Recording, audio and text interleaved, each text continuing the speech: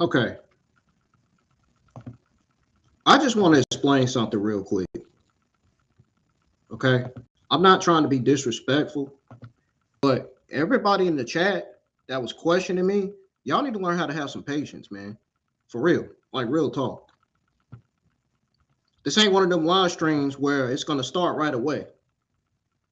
I put a 10-minute countdown thing on there for a reason.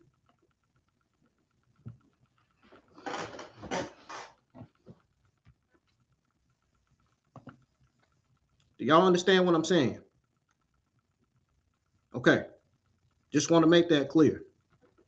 Those of you that subscribe to my channel longer, you already know how the streams go. So please, to everybody that's been subscribed to my channel longer, let these new people know how my streams go and how many minutes it takes before I go live. Because I literally just said it takes 10 minutes before the live stream starts. I always had it like that for all my streams. Now, ladies and gentlemen, welcome back to the IWN YouTube channel. Welcome back to another Friday Night SmackDown watch along for Friday Night SmackDown Season 28, Episode 9. If you are new to the channel, hit that subscribe button, turn on the bell for all notifications.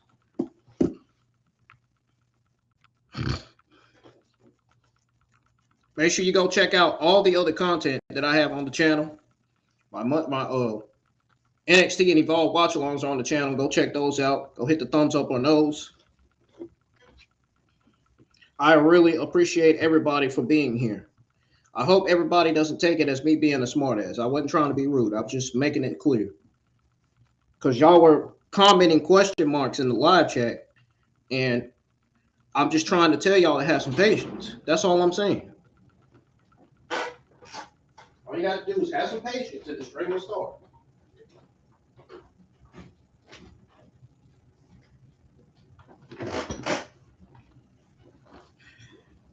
We're going to get to this SmackDown episode here in a few minutes.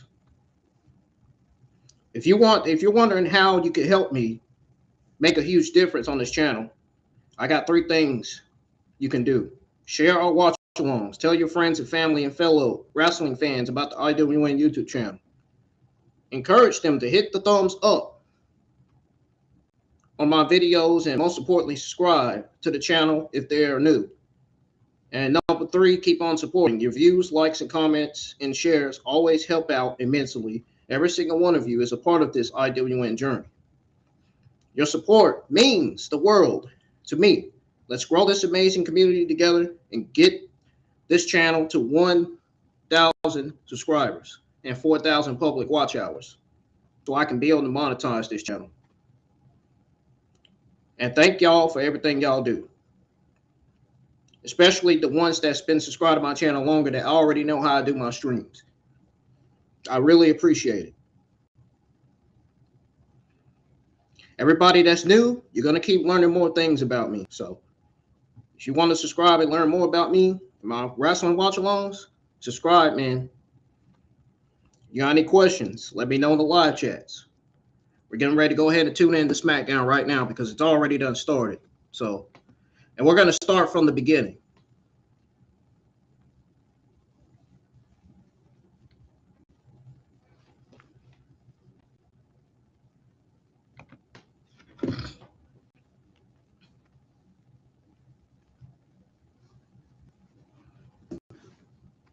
That means if it's you and me, that title. All right, let's go ahead and start from the beginning.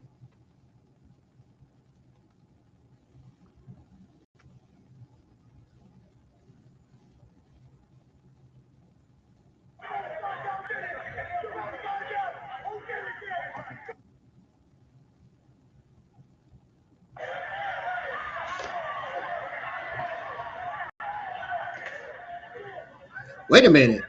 Is that Jey Uso being escorted in the back of the ambulance? Yep, that is Jey Uso. Y'all, everybody that's tuned in is watching SmackDown. Jey Uso just got put in the back of the ambulance. And Jacob Fatu is not happy about that. I mean, you can't blame him. I mean, you can't blame the guy. We're dealing with a major developing situation here. There's Dragon Lee. It looked like I saw Angel and Humberto. I thought I did. Yeah, that's them. I seen them back there. What's the last time we seen them? There's Trick.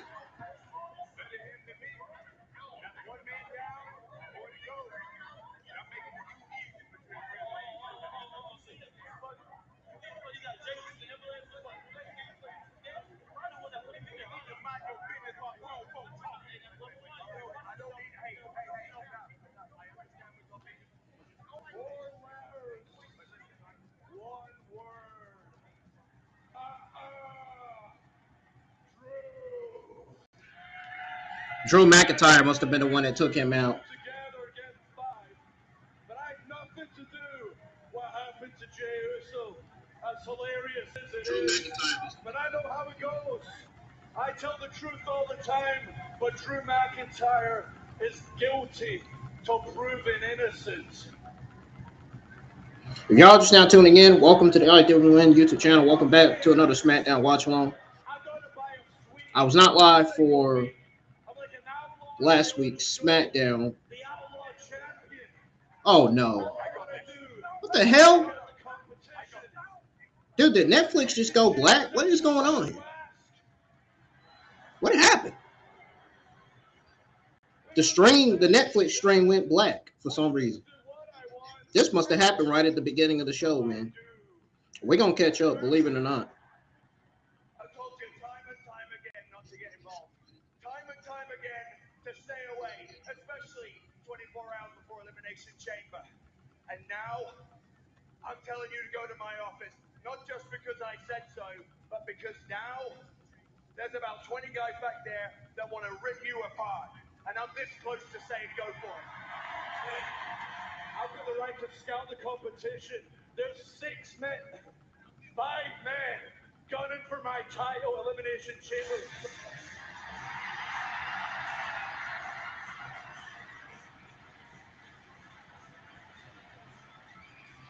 Enough! Enough! Drew, let's just fight right here and right now! You want to fight right now? Louisville, you want us to fight right now? What is going on tonight? No. How would that benefit me? I'm the champion. Dude, this better not be a board fest show tonight. No. I don't like mediocre shows, man, or terrible shows. NXT stepped up this week, somewhat this week, but most of their shows have been mediocre every Tuesday night. Monday Night Raw, some weeks their shows are solid, some weeks their shows are mediocre. Not up on that great level to where you could say it's the greatest Monday Night Raw episode of the modern day era. Oh, dang! Cody Rhodes just called McIntyre a bitch. No, he did not.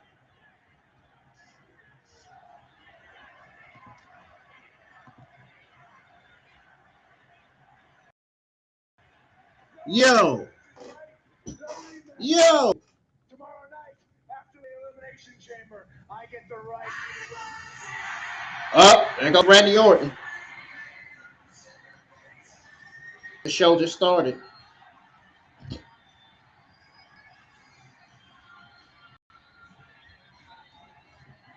Show is picking up tonight, ain't it? Started with Jey Uso being in the ambulance. Got Jacob Fadu and Cody Rhodes. Now you got Randy Orton coming out.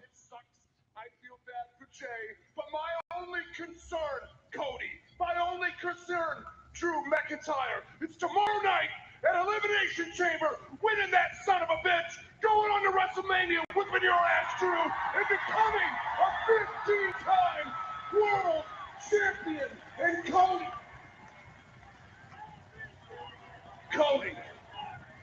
as far as you and I are concerned when it comes to the chamber. Up, here comes Trick Williams.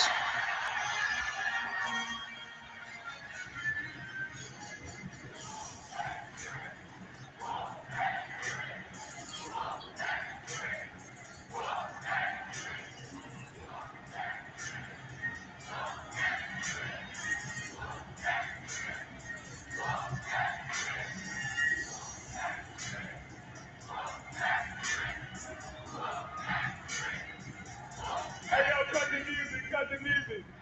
Excuse me, fellas, I really hate to do this, but you gotta understand. I mean, Trick Williams like the hottest thing in the business today, you feel me? Matter of fact, that's why Bruno Mars shouted out your boy in his brand new album today. Makes me want to cha-cha all the way to the chamber. Let's talk about it. But as for tonight, I'm looking in the ring. I see you two. And since we are in the... Trick Williams coming out in white, per usual. I figured that I can add a little something. If you're a WWE fan, this SmackDown Watch-Along is worth tuning into tonight. Because when I step away and come back, I'll be going over my overall thoughts, results, grade, ups and downs, and what SmackDown needs to improve going forward coming out of this episode. I appreciate the thumbs up, folks. Let's keep hitting the thumbs up. We only got one like on the streams. You can hit the thumbs up on both SmackDown streams. Both SmackDown streams are the same, except for one is the portrait mode, one is in portrait mode, and the other one is in landscape mode. And this is my second time going live in portrait and landscape mode combined. The first time I went live in portrait and landscape mode was last night when I was live for Pokemon Horizons watching Pokemon episodes 9, 10, 11, and 12.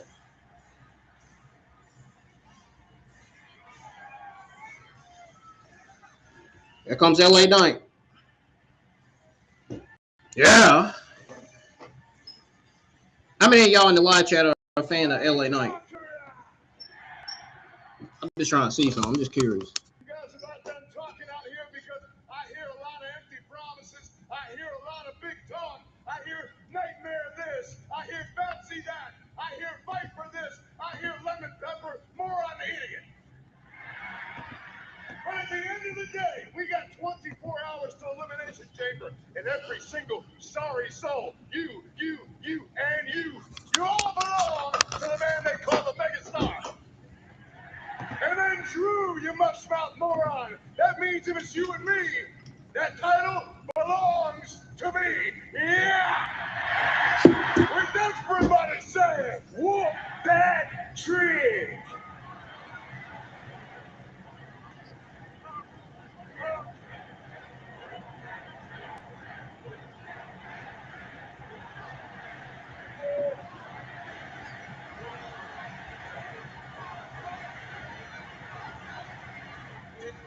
Did you just say, whoop that trick?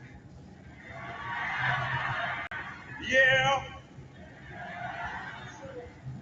Okay. Oh!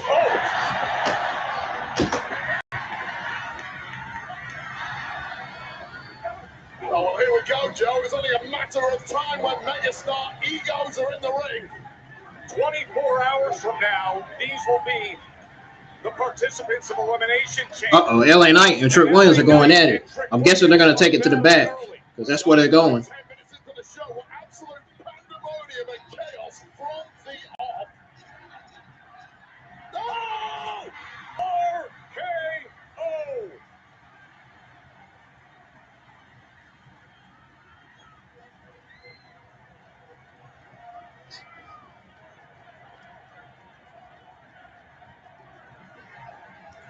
Dang, Randy Orton just RKO'd the shit out of Jay Vaughn.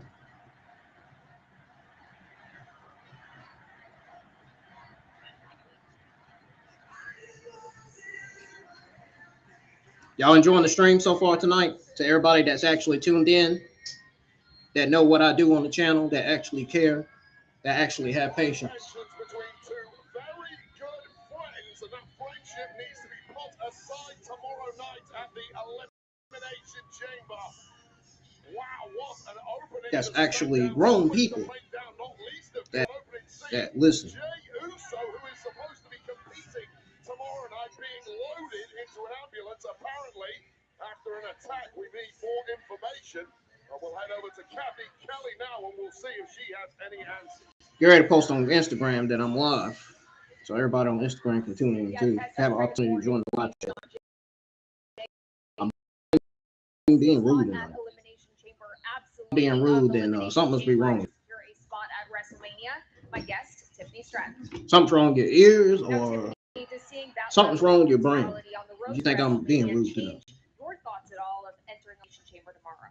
What happened to Jay sucks, but honestly, Kathy, every single woman in that locker room knows better than to come for me right now.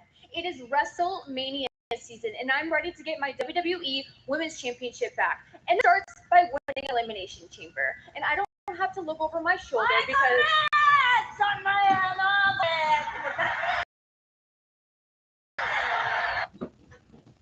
can I help you, Oscar? TV time is over. Tomorrow night. I still don't see no likes on the stream, man. Let's get some more likes on the stream. Let's get. We still got one like on the stream tonight. Are you ready to prove you can share all my vlogs and videos. Encourage everybody to help me get up to 1,000 subscribers and 4,000 watch hours by sharing the streams and hit the thumbs up and keep on supporting the channel. There's multiple ways you can do that. I already explained it. We got Joe and Wayne Barron on commentary for SmackDown tonight. About 15 minutes ago, that's a great concern with Jey Uso and what we saw. I don't think it's going to be that bad of a show. It's definitely going to have some ups and downs because the creative has not changed in NXT whatsoever. Hell, I don't even think the creative's changed on Raw and SmackDown. They won't even have a draft. With how SmackDown has gotten underway here in Louisville. As for the night ahead, it is a big one, and Louisville is ready. Gold is on the line. Rhea Ripley, Io Sky, the Genius, and Rhea, the biggest test of the title.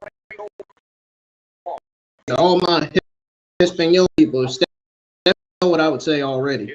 Señorita Bonita. Championship match that is coming. Plus, look at Big Obafemi, the massive, destructive prize free agent.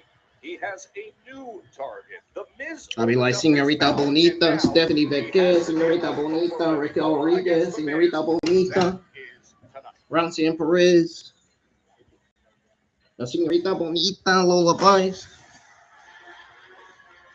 What other Latino woman around this? Oh yeah, Señorita Bonita, Selena Vega. Man, we got this SmackDown kicking off with Solo Sikoa versus Uncle Howdy. Dude, when are they going to end this feud, dude? They've been doing this feud for about 8-9 weeks now. I wouldn't necessarily call this long-term booking. Just saying.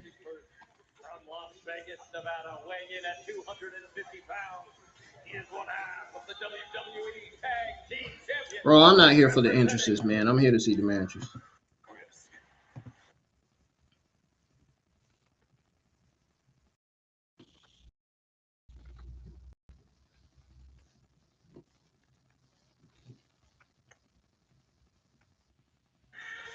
WWE World is for ticket in advance at W. Wish way feet down on Ilya Dragunov to help interrupt.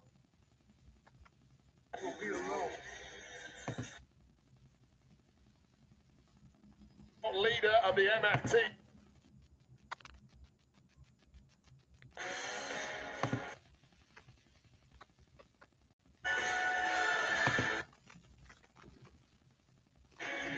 I'm skipping it so we can catch up with the show. Just the two of them there. There they are. Solo Sikoa. So we can get into the battle. I just want to see if these two got chemistry in the ring or not. I'm just trying to see something. I'm just curious. Talks between these two, but finally it comes to a head. See Solo starting this match by pointing over to the lantern. And Those of you that are just now tuning in, curious as to how you view this is your SmackDown watch along for Friday Night SmackDown episode 28. I mean, season 28, episode 9, Elimination Chamber Go Home Show. But for Uncle Howdy, this is Subscribe to the channel if you do. Hit the thumbs up. Let's get at least 6 or 7 likes on the stream tonight if we can. derision and an instigation for what has arrived here. Any likes would definitely be helpful. I mean, it lets y'all know that I'm doing something right. You know, it lets y'all know that I'm doing the streams right and I'm doing a hell of a good job. The Wyatt 6, that really is their lead firefly. And that's Comments would help too, Sikoa but himself put it. mainly the Wyatt likes. are nothing without that lantern.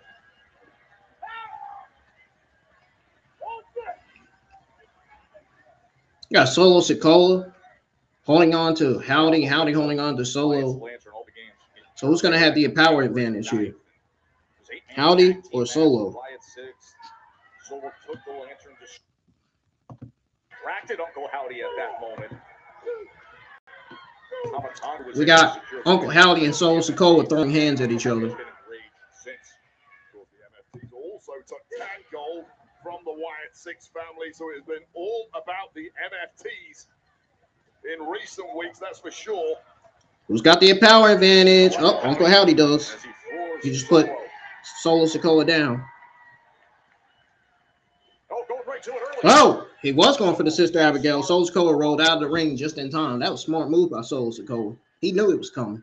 He didn't want to be in the receiving end of that. Oh, big Oh. uppercut by Sikoa. I wonder. Solo Uh-oh. Sikoa. Looking for some- Oh, look at him. See, he thought he was confident. Now he done hit his finger on the ring post. Trying to Samoan spike Uncle Howdy on the ring post. For the big hitters early, and Uncle Howdy acutely aware of the threat that Samoan spike holds, ducking out the way, and now doing untold damage to that thumb of Solo Sikoa. And then just ramming him into the barrier at timekeeper. You could see it moving inches, and then sends him. Giving out this news on Bronson Reed originally win the qualifying match. We already knew that. We knew the original plan was for Bronson Reed to win. He should have won. That would have been a great decision anyway. Wrong decision was to have Jey Uso win. Should have easily have El Grande Americano win in the match instead of Jey. Psychological trauma to Uncle Howdy. He said on her watch along. Again, working on the right hand, Wade. And I was literally thinking the same thing. Solo Sikoa in major trouble in the early goings in this one. I mean, you take away the thumb of Solo. And I'm tired of Jey Uso taking the opportunity away from other young talent, man. It's just, ugh. I mean, he's cool and all, but Cheap weapon. if Jey Uso is your star, and you know he's getting up to a point where he's going to be elevating young talent, and he should be losing matches, man. Putting over young talent. What impact. Uncle Howdy, Solo Sikoa battling here in Louisville on SmackDown. They should at least do Jey Uso like how they did Finn Balor when he was in NXT.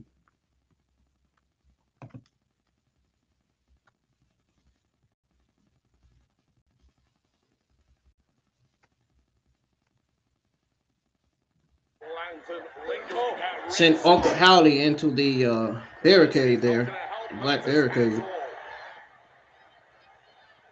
Now he's holding his lantern.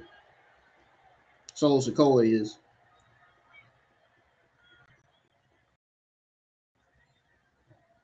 Sikoa trying to this one. He really needs to Trying to straighten his hand out, but ain't no use to straighten it out when it's hurting. You can't fix it. You ain't God. Uncle Howdy in competition, certainly not in singles.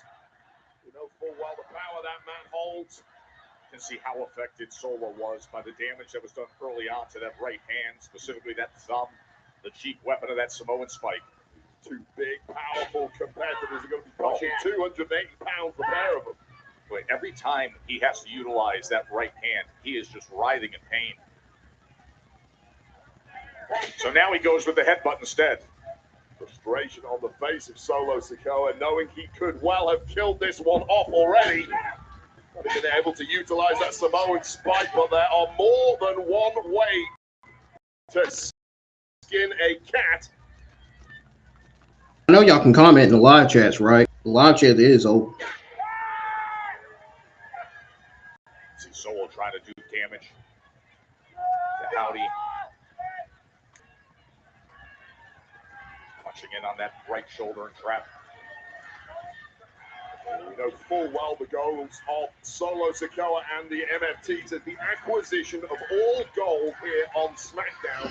Honestly, I'm not even paying that much attention to this match because they've been feuding for 8 weeks now. I mean, they need to end this feud. Enough's enough with it, honestly. Putting this to bed for good tonight will open a major pathway for Solo Sikoa and the rest of the MFTs, including, of course, Tama Tonga, who seems to be incredibly interested in Carmelo Hayes' United States Championship at present. It was an interesting exchange between Shinsuke Nakamura and Tama Tonga a week ago, as we were able to hear that exchange. And Jim talking about what he observed in the career of Tama Tonga compared to what he has been given to Solo Sikoa, the family needs. Yeah, well, Tama Tonga needs to be listening to one person only, and that man is Solo Sikoa, who has done a sterling job so far against Uncle Howdy. However, that might be about to turn around.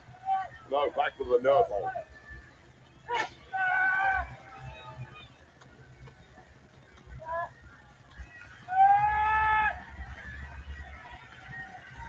So much of the Arsenal. I see what you're saying in Spanish, Marlon. Their backup and the family that's surrounding them. It is alien territory tonight. What But in Solo Sikoa currently. Oh, I see what Solo Sikoa doing. Okay, so this is what he doing to Uncle Howdy. He doing this. He's trying to like bring him down. Man, I know that's gotta hurt. Man, he's gonna have a stiff neck when he wakes up in the morning. But he survives at getting that right shoulder up. Ever since being shot for that security barrier. I'm trying to make sure this quality is standing out. That's what I got on the stream. I got my stream on my phone. I gotta have it on my phone every week. Keep the quality going. To keep it from messing up. If I had faster freaking upload, if I had a faster upload and download, dude, I don't think this shit would be happening. And even more megabytes. Albeit without his big hitter, that Samoan spike available. How about this crowd here at KFC Young Center on Elimination Chamber weekend? Uncle Howdy battling back. Yes, I speak English. Of course I speak English. Wrestling. RNS Wrestling. Of course I do, man. Y'all just gotta have some patience, man. You know, you see the countdowns on the stream. You know, you get if you see the countdowns on the stream, you get an idea of how many minutes the countdown is. As soon as the stream starts, it's automatically 10 minutes before I start. Some streams I set it back to 2 more minutes because I have to do some stuff. I have to finish backgrounds and everything. But I'm gonna start doing my backgrounds and stuff early from now on, so that way it could go actual 10 minutes and then the stream can start. Late kick out there from Uncle Howdy. Take another look at this. 280 pounds of Samoan coming crashing down on the sternum of Uncle Howdy. We got another new subscriber. Keep it up, folks. You guys are doing great. Solo Sikoa can close this out.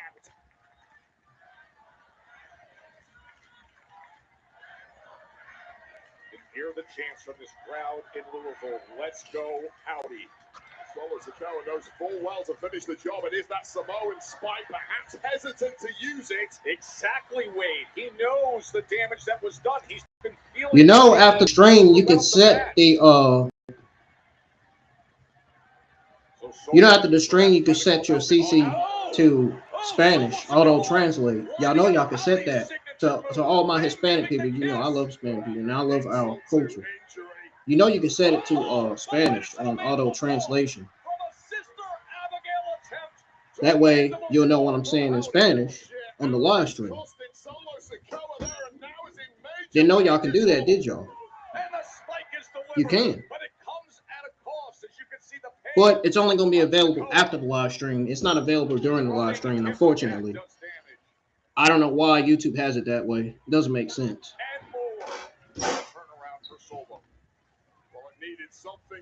They have it unavailable during the live stream. That's so, which I think is so stupid. But that's just how YouTube does things, fortunately. And Uncle Howdy wins his revenge match. All right, now let's go ahead and skip this. Wait a minute. What the hell did I just see?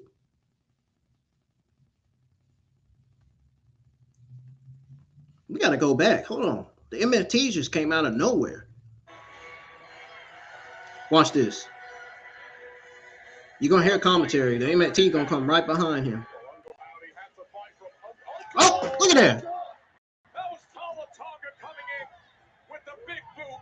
The MFTs There they are. And secure the lantern again. When is this feud going to end, dude? When is this feud ever going to end, bro?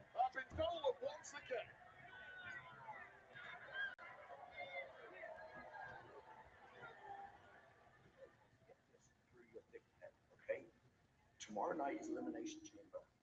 And after that, your opponent is set.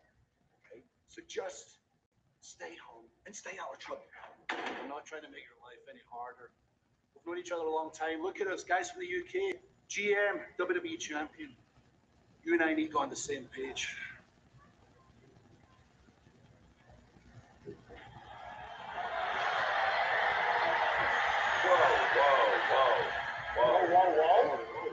Whoa. What can I do for you, gentlemen? Well, the first thing you can do is give a better reception to the vision than whoa. Hello, Mr. Otis.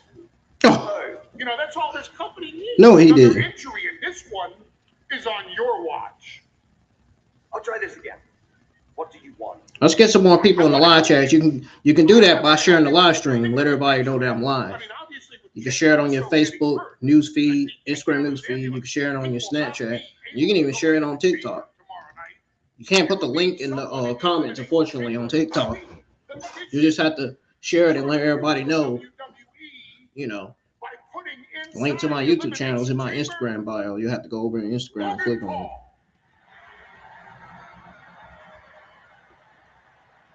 Nick, you put me in that chamber, I'm gonna win it. I am the most important person this company has. I don't care who's in there. 1 guy, 2 guys, 3 guys, 4 guys, 5 guys. I don't care, Nick. I'm going to win. He needs a side eye. Somebody needs to give him a black eye. Because he's showing off and yelling at Nick Aldis in his face. You have my consent. Nick, go ahead and kiss it. Yeah, your loss. And Nick Aldis doesn't like when people yell in his face. As GM, he doesn't like that. That Jey Uso was viciously attacked, taken to hospital, and then moments later, I see your face. Trying to accuse us? Whoa. Say it with your chest out. Say it with your chest out next time. Don't give me between the lines. Give me between the lines. Oh, Lord. Bronson Reed, Braun Breaker, and Seth Rollins being out. To all my Espanol people, no bueno. It's an interesting. No bueno, man. But as you know, Paul, It ain't good. Division is done. Division is done. I said it since my Monday Night Raw watch along this Monday night. You will win. There's no way they can continue this faction. I'm Logan Paul, No way. the Maverick. Absolutely no way, Winner man. of the chamber. Yes, sir. After you, sir. Watch your temper. Should just tell them to watch your temper rather than say quite your temper.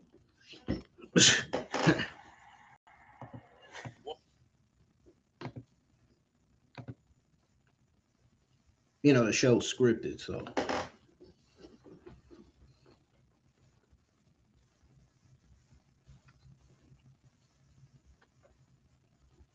SmackDown is on commercial. Can't be. Are they for real? Yep. Well, we're caught up with the show now, folks. SmackDown is on commercial. Repeat, we are officially caught up with the episode. Because the live red thing pop up. When the live pops up, that means we're caught up. And it's gray, that means we're behind. We were a little behind, but we are right where we should be now.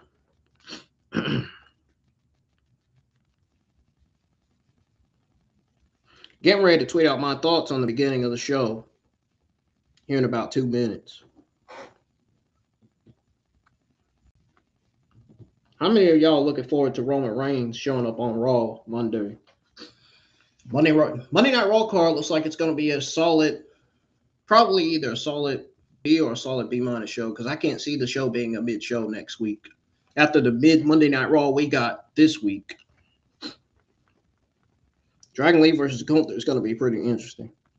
Even though it's not going to last long, because Gunther is obviously going to beat Dragon Lee. Obviously, Dragon Lee's not winning that match. I mean, he's going to give it his all, though. He's going to try, but he's not going to win that match. That means if Gunther wins that match, that means he wins for a chance to feud with Rey Mysterio and retire Rey Mysterio.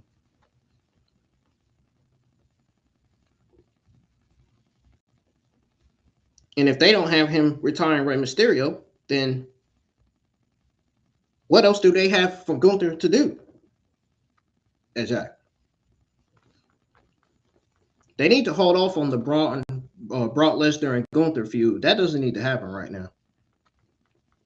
I could see that happening at least at a SummerSlam or something, you know. I could see SummerSlam being Brock Lesnar's last match, honestly. I think that would be the smarter decision. Not having it at WrestleMania. It'll be great to have it there, but I think SummerSlam is the better choice for Brock versus Gunther. For Brock's final match.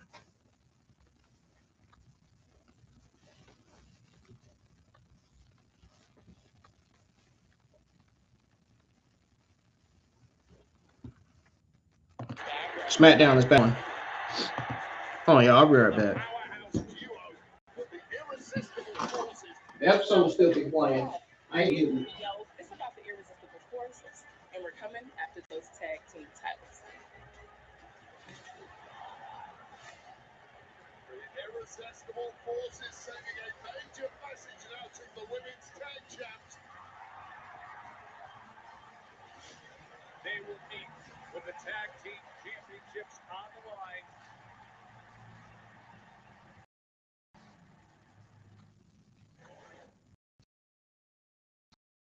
Here with the WWE Women's Tag Team Champions, next titles against Nia Jax and Lash Legend. Tomorrow, Rhea, you step inside one of the most brutal matches we have here in W Elimination Chamber. Do you feel as though your focus might be fractured heading into defense tonight? As much as I should be focusing on elimination, All right, I'm back, y'all. step at a time. And tonight, it's about you and I retaining our women's tag team. Io and Rhea, the tag team champions, getting interviewed already. Tomorrow night, I have no doubt. As soon as I got in here, the mic was already in front of their mouths. And become the new WWE Women's Champion at WrestleMania. Yes, exactly. Why is my chair making that noise? We will win tonight because we're on the same page and we have each other's backs. Phew. Rhea, nobody's going to have your back. Yeah, my mom's right. I do need to make sure. Which should be your focus? Yeah, she's So right. I don't like hopefully tonight you I don't like that chair making that noise. Made me think somebody banging on my window. Yep. Okay. Thank you. Right. Call me back I anytime. wonder who he was on the phone with. How's he doing? Man, what you mean how he's doing, man? You see now he got took off. But listen, all fingers are pointing at Drew. He kicked my teeth down my damn throat. He cost me my match. Man, Drew McIntyre. What What is he doing? Jacob Fatu should be saying Drew McIntyre sleep this. You got a Drew problem, and I have a problem with Drew. So the solution is, check this out. The solution to the problem and the change.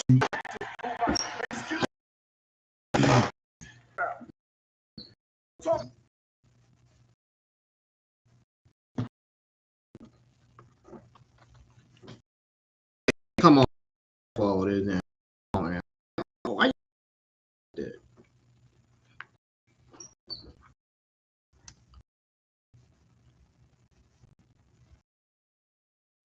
I didn't have this like this. Yeah, going back. Why is it low?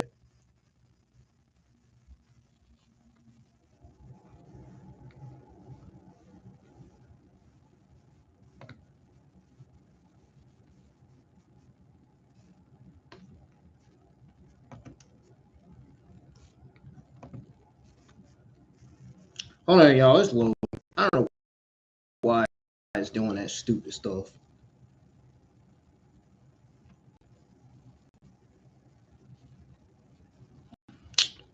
Oh man, not this again. I hate when it does this shit. Had this problem with the Royal Rumble watch along.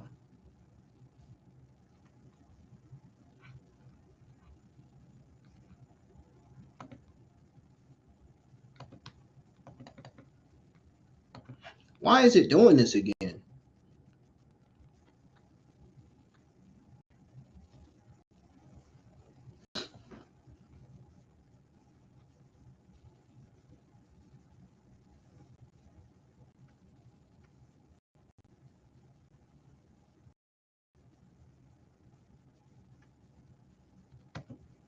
Oh my god, dude. You gotta be fucking kidding me, bro. Hold on, y'all. Error.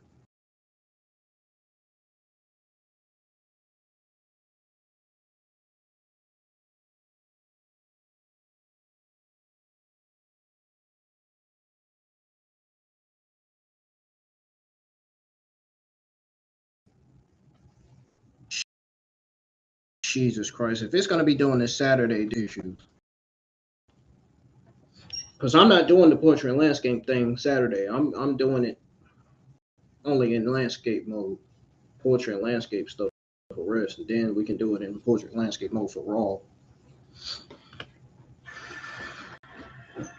Unless y'all want me to go live in portrait plus landscape mode for Elimination Chamber. If you think it's gonna work for Elimination Chamber, I can do that. I don't mind that. Check and see what Jacob Fatu said, because I didn't get to see that because it went to error. I don't know why it fucking did that. Doesn't even make sense. And we're skipping those entrances too. We're going right to the match.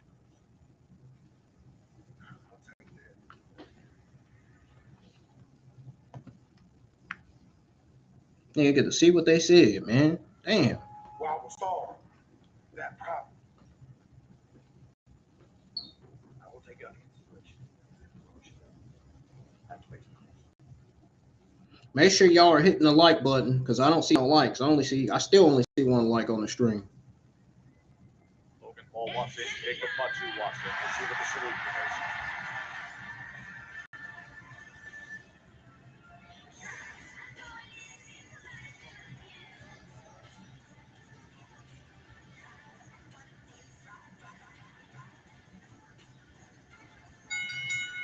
following contest is scheduled for one fall. Now let's finish getting these views up because we're about close to 100 views already. Well, Tiffany Stratton is ready for it all. Both streams are live, one in portrait mode and the other in landscape mode. The one in portrait mode is the one where it has 2 people in there. The one in landscape mode is the one where it has 3 people in here watching. I told y'all that just in case y'all get confused about it. Well, I just explained it. So if you didn't hear it, rewind the stream. That's all you got to do. So we got Tiffany Stratton versus Asuka, a match that we didn't even know was going to happen tonight. Hell, if that was the case, they should have made that match official before the show went on the air. If that was the case. They had like Asuka versus Tiffany Stratton is supposed to surprise the WWE Universe and the half of the internet wrestling community. I'm just saying. But it should be something between these two. It's going to be interesting. It's not going to be that bad.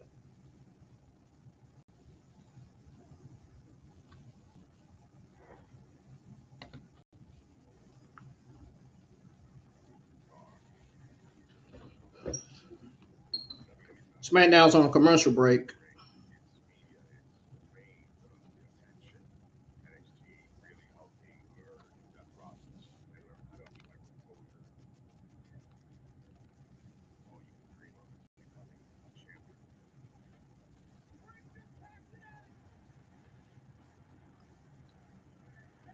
Yeah, I'm definitely going live in landscape mode only for the Elimination Chamber.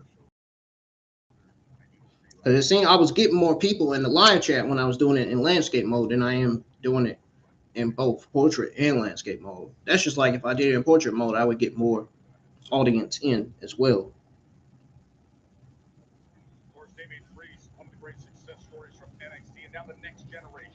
I had to keep doing it in landscape mode. Factory in St. Louis. It's going to be Saturday, April 4th, and tickets are on sale this Wednesday via Ticketmaster. Oh, they said tickets are on sale this Wednesday. There is Tiffany Stratton. Been on a roll lately. Earned spot Elimination Chamber by the Big Flash Legend.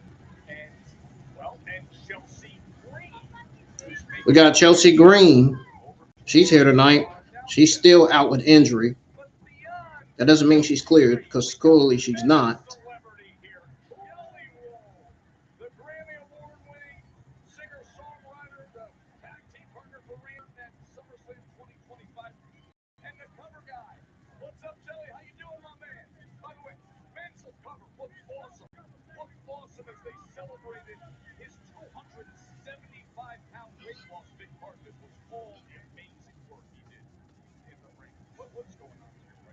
Oh, here comes Asuka.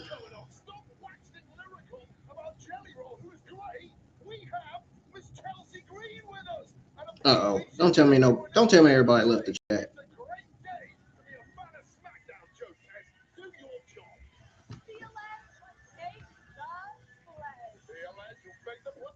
All right, those of you that are leaving the chat, you're going to miss this match between Asuka and Tiffany.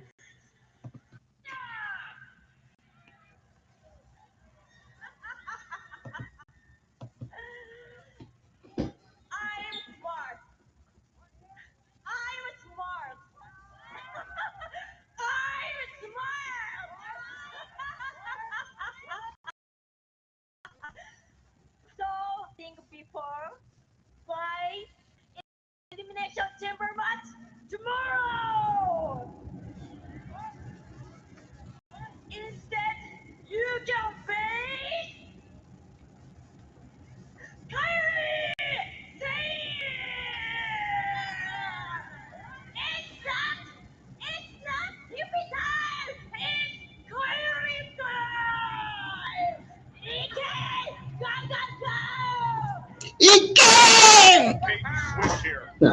I'm being funny. So we got Kyrie versus Tiffany Stratton instead. As we all don't know by now that Kyrie's gonna lose. Let's be honest. She's great in the ring, but she's gonna lose to Tiffany. This is beautiful being here front row to watch Tacky Time get beat up. Tacky Time. Oh, Tiffy Time. Tiffany Stratton comes. Sound like she said Quacky Time. Now into the cover right away. Going to make short work of Kyrie saying, let's not forget, of course, that the reason Miss Chelsea Green is currently in a wheelchair was because of a vicious attack from Tiffany Stratton. So I'm sure, Chelsea, you're looking to see Stratton get a beating tonight. Unprovoked attack. I can't wait to watch Kyrie whoop the cute out of her.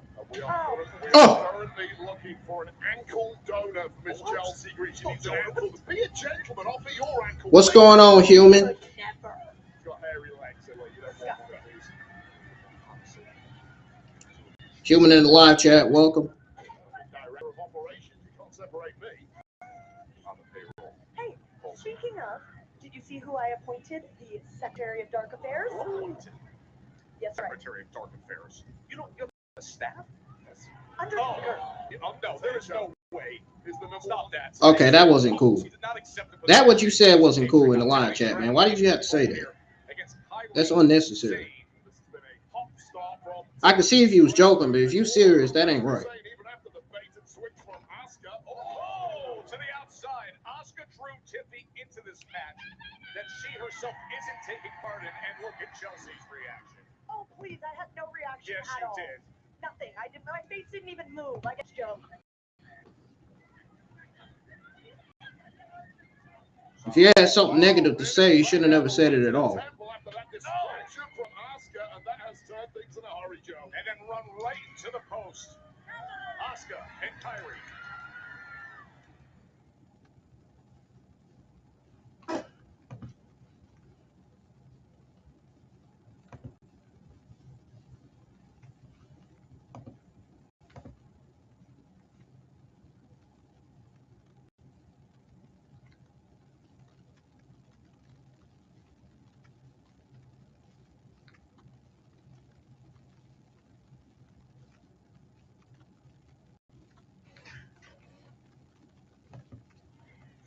Situation here in Louisville. Earlier tonight, there was a boiling point that was reached between Tiffany Stratton and Asuka, and then Asuka comes out and switches things up. She says, "I'm concentrating on Elimination Chamber. You're going to face Kyrie Sane now."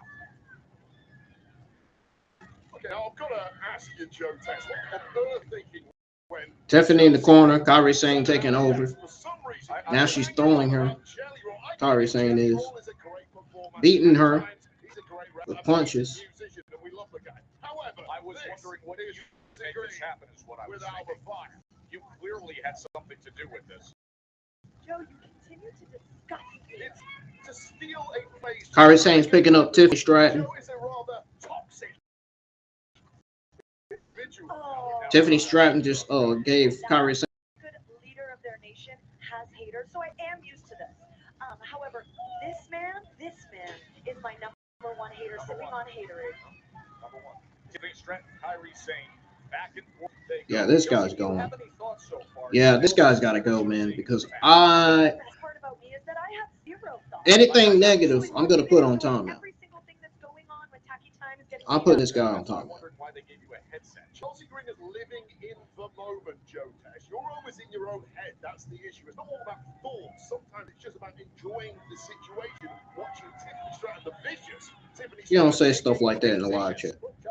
Incredibly skilled, athletic, fluid, all of those things, but also vicious. Who's a former world champion trying to get back to the pedestal, having gotten through an elimination qualifying match, who has rather unwisely accepted a match against Kyrie Sane just 24 hours before the Elimination Chamber, Joe.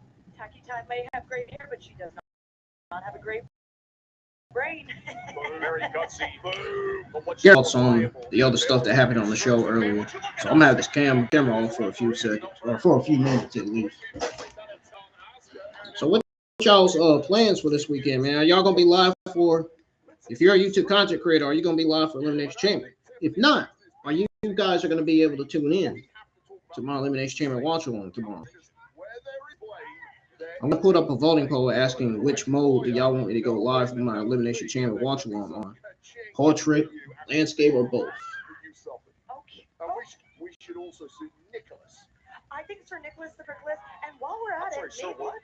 Sir Nicholas, the Prickles, and I think while we're at it, going after WWE management, we better go for P-Head Pierce too. Ooh, why not? Take them both down. And we could put Alba Fire as one of the GMs and The Undertaker as the other GM. Oh, incredible. We've got a cabinet. Both down, Kairi Sane and Tiffany Stratton. Which one of them is going to get up? Is it going to be Tiffany Stratton or Kairi Sane? And the crowd has been really quiet. They ain't really been that loud. Interesting circumstances here on Friday Night SmackDown, the night before Elimination Chamber, as Tiffany Stratton potentially putting herself in harm's way a little bit 24 hours before Elimination Chamber and taking on a match against Asuka, who would be in Elimination Chamber. But There she goes. to Kairi Sane. Stratton made a deal with the devil. Kind of figured she was going to do that. Well, the old slow changed the game, but We love the name of Slam. now ratcheting through the gears and looking damn good in the process. And now Kairi Sane is in big trouble. Chelsea Green Tiffany got a new boyfriend. here for some reason. Flanked by Alba Fire. There's a word for that when you disrespect the president. I can't remember what it is right now, but it'll come to me and what it does. Rolling senton. Oh, she was looking for the prettiest moonsault ever. Took a little wobble on that top row, perhaps after such a beating from Kairi Sane. And Kairi Sane did not need a second invite to attack. And now tied up on the wrong side of the tracks is Tiffany Stratton. Kairi Sane. Tiffany Stratton, such a compromised position. You know what that's like, Chelsea, when you're in against Tiffany. No, I absolutely do not. I've never been in a I called a compromised match situation. a few weeks ago where you came out on the wrong side of it. Well, you must have had your silly little goggles on, Joe. No, those are what glasses? Prescription glasses. 50 years old. Well, you look. Oh, double stomp! What an impact! Keep in mind what we just said. Remember, tomorrow's Elimination Chamber for Tiffany Stratton. Kairi looking for the win right here, and Stratton able to cut it out and get that left shoulder up. Well, with that double stomp from the top rope, it may well have eliminated the chances of Tiffany Stratton tomorrow night, because this was a hard landing on the back of the head for the former women's WWE champ. A late kick out here. Tiffany still alive, but not by much. Barely. This is exactly what Asuka planned as that running elbow comes in. Of course, Asuka, one of the 6 participants tomorrow. We are dangerously close to 900 subscribers. I'm trying to think how many more we need. Asuka must be impressed with what she's seen from Kairi so far, but can Kairi finish the job? Suddenly, here we go. Yeah, at least about 9 more subscribers. We'll be at 900. So subscribe to the channel only if you do, and hit the thumbs up. Let's get more than 1 like on the stream if we can. Those of you that's been subscribed to my channel longer, man, encourage to do people to hit the thumbs up for me, because I don't think they can hear me. This is what Chelsea was just pointing out was oh so close. Oh, so close, but yet so far away from winning. Tacky time. Kairi looking to take control here out on the apron. Kairi, who is certainly looking to get back in the good books of Asuka after that disaster in the Royal Rumble match several weeks ago. A victory over Tiffany here would help it on guard. Oh man, oh man. It's a nice reversal there from Kairi Sane, who took a nasty landing in the process for that DDTing Tiffany Stratton right on the ring apron. Well, this could be a double count out if not careful. Wow, man. Exactly what we're talking about. I mean, you catch the edge of that ring apron, and 24 hours from now, you're in the most vicious, brutal structure of all, the Elimination Chamber. Sane up top, delivering, and now looking to put it away.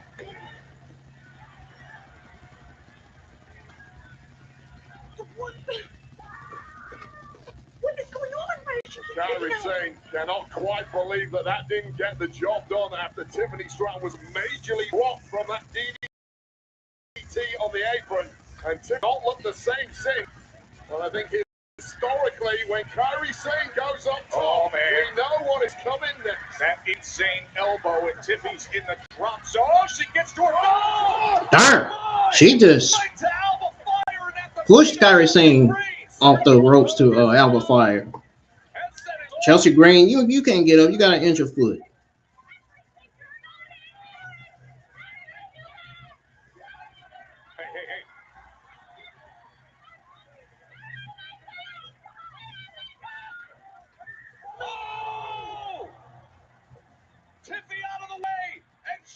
takes the impact. How much abuse can one woman take? Chelsea, are you okay?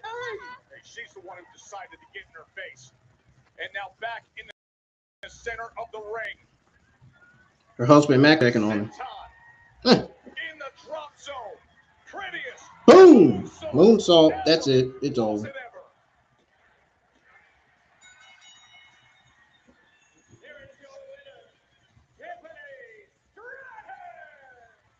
Major momentum going into tomorrow night's Elimination Chamber match for Tiffany Stratton. The big questions about the current health of Chelsea Green. Can we get some medical stuff out here, please? She's pointing to the side. This is how she did it. This is how Alba Fire got taken down. Secret Hermes down, and when they're down, close to follow is Her Majesty herself, Chelsea Green. And then moments later, one prettiest moonsault ever did the job. Victory tonight for Tiffany Stratton. Will that be the case tomorrow in the Elimination Chamber? As Stratton points to the WrestleMania sign, that's the prize on the line tomorrow night. We will see her in Chicago in the chamber tomorrow. It'll be TikTok.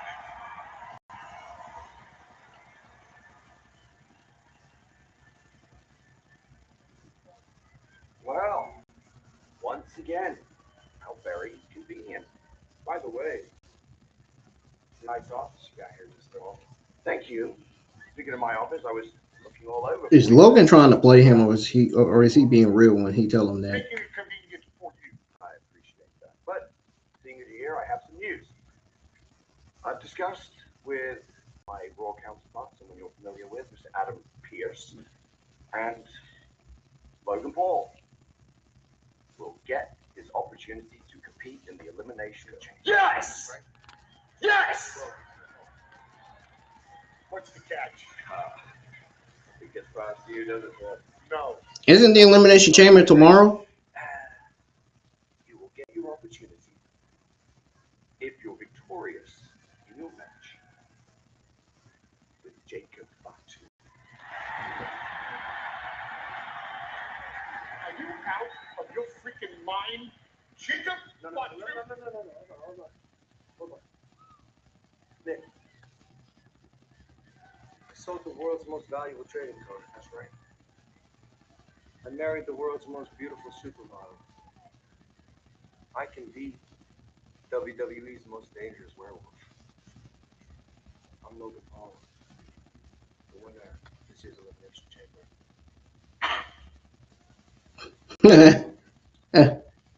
Good luck. Let's go. No, we good. Yeah, we good. Come on.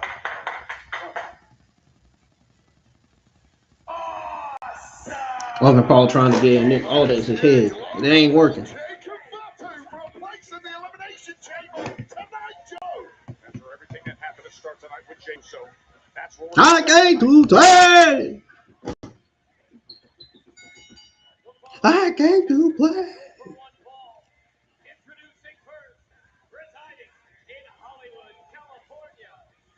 I wish I was singing Ego. Ego coming now. We ain't on that. This ain't NXT though. It's SmackDown.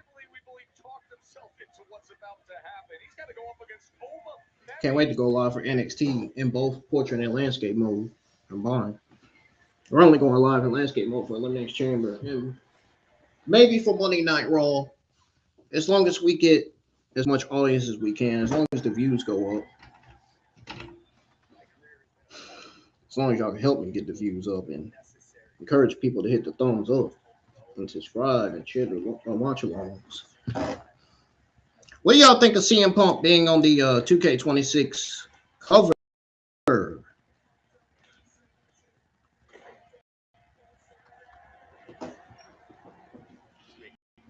The game comes out. I think the game comes out March 13th.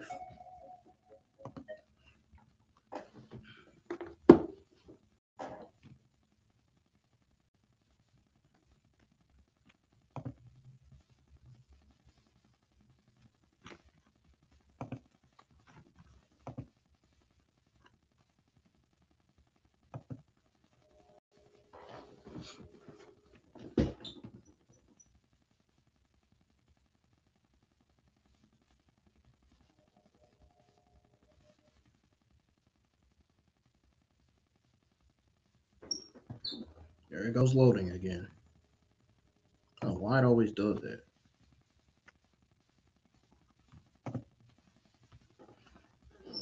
Darn, like we're right at the damn thing. So why? Don't even make sense.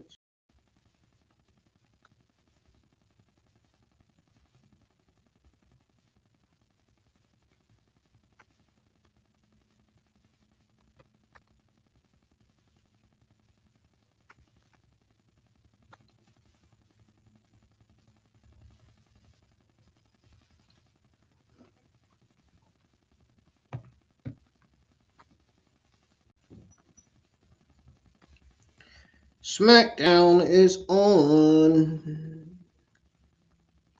It's on the "We'll be right back" screen.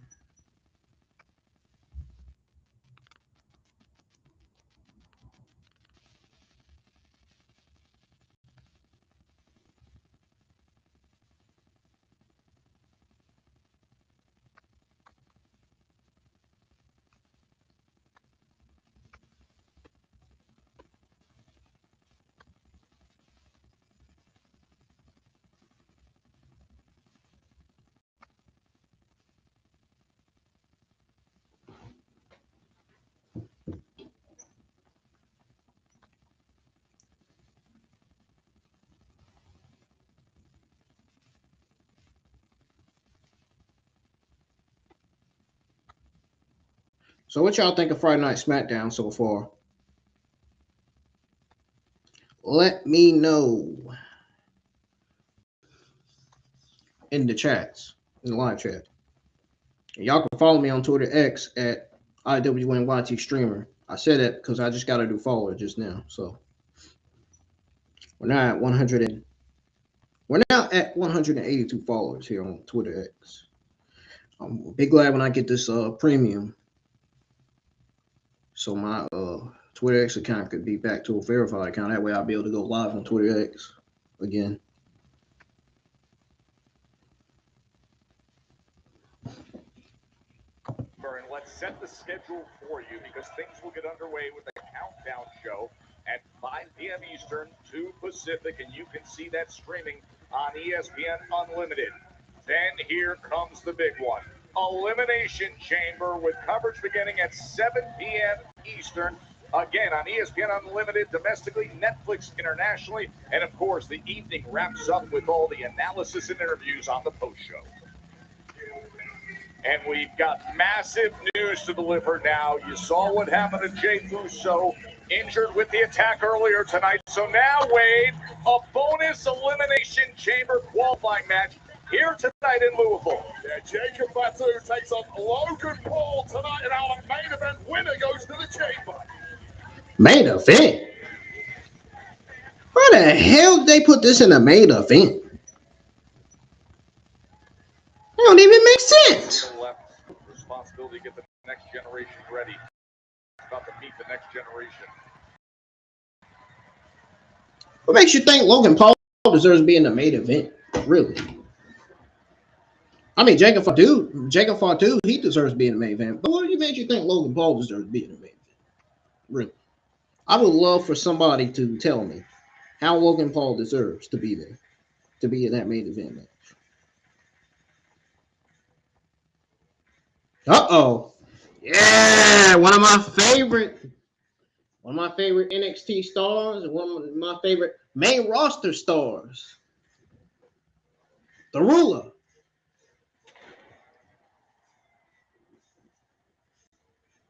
The Destroyer. The brink of a war. The brink of war. The brink of war.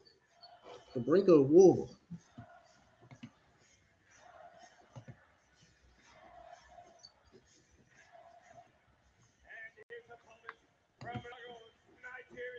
There he is.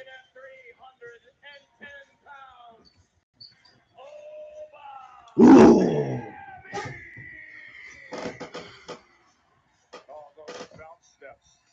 The chant of the name, and then My eyes. 310-pound silhouette of pure power. That's the word, silhouette. Once you see that silhouette, running. Here you go. Alba is here in Louisville. Unfortunately for Miz, so is he.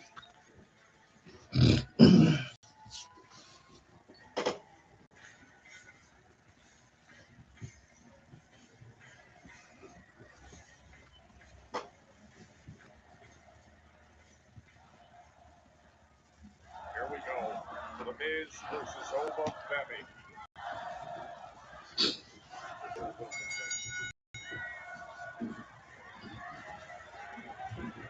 The man said, "Nope, I don't want nothing to do with Obafemi. I don't want to." Wait a minute. You mean tell me Miz got out of the ring just to cut a promo?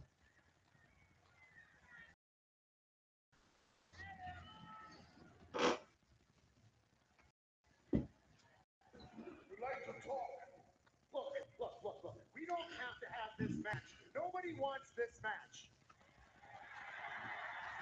This is a classic misunderstanding, and as the locker room leader, as the man filling the John Cena-sized hole in everyone's hearts, that's on me. But let's use this teaching moment 20 years ago, right down the street arena. I was in WWE's developmental. And when I first started in WWE, I was bright-eyed and bushy-tailed, just like you. Excuse me. Pardon me. I'm talking to Obafemi. I didn't make the mistake of going after the locker room leaders like The Undertaker and Triple H. And I don't want you to do that same mistake. Instead, I want to be the type of locker room leader. I want to be the type of locker room leader to take you under my... Obafemi is getting ready to just maul the shit out of Miz. He does not care about his... He cares about winning matches. Getting to the top. Getting to the top of the men's division on either SmackDown or Raw. There's no striking with gloves, but you do look like a dead man to me. Damn. He just put him down real quick. Or we can adopt the Miz method. Master, inspire, zone in. Master your emotions so you're not going after the guy that's trying to mentor you. Inspire on listening to a guy, to a superstar that main evented WrestleMania. Zone in on longevity. Don't be a flash in the pan. Let me help you inside the ring and outside the ring with all my eyes are really bothering me. They was doing fine earlier. I can have this crowd and everyone around the world forever chanting Oba.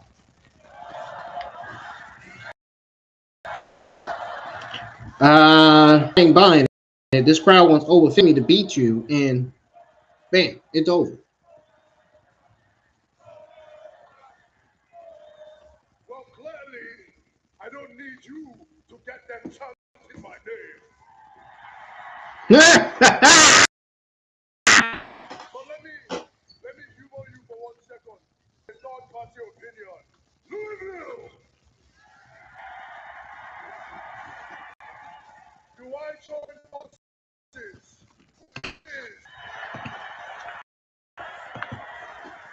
Do we become rulers? Hell no. This about to be funny as hell. Mike, you're dying tonight. Oh, well, I guess the Awesome Rulers concept is over. You know what? We can use this as a teaching moment right here, right now for you and everybody else. I'm going to teach you the lesson on how to be the bigger man and walk away. Oh! Oh, you dumb it now, Miz. Yeah, how's that zone in working out? Oh, that is no way to treat this generation's Undertaker, The Miz. Obafemi is now fighting for his life, and make no mistake, Miz has got it done in the past, and may well pull off the all-time. No, he won't. Forget that was saying anything. Calling him. Body shot. No, damn well that wasn't going to get Obafemi. Running elbows with 310 pounds of explosive force. Oh, Miz moves. Nice, Miz. Oh, still pushing finale. I wish Corey Graves and Michael Cole was on commentary for this one. Uh-oh.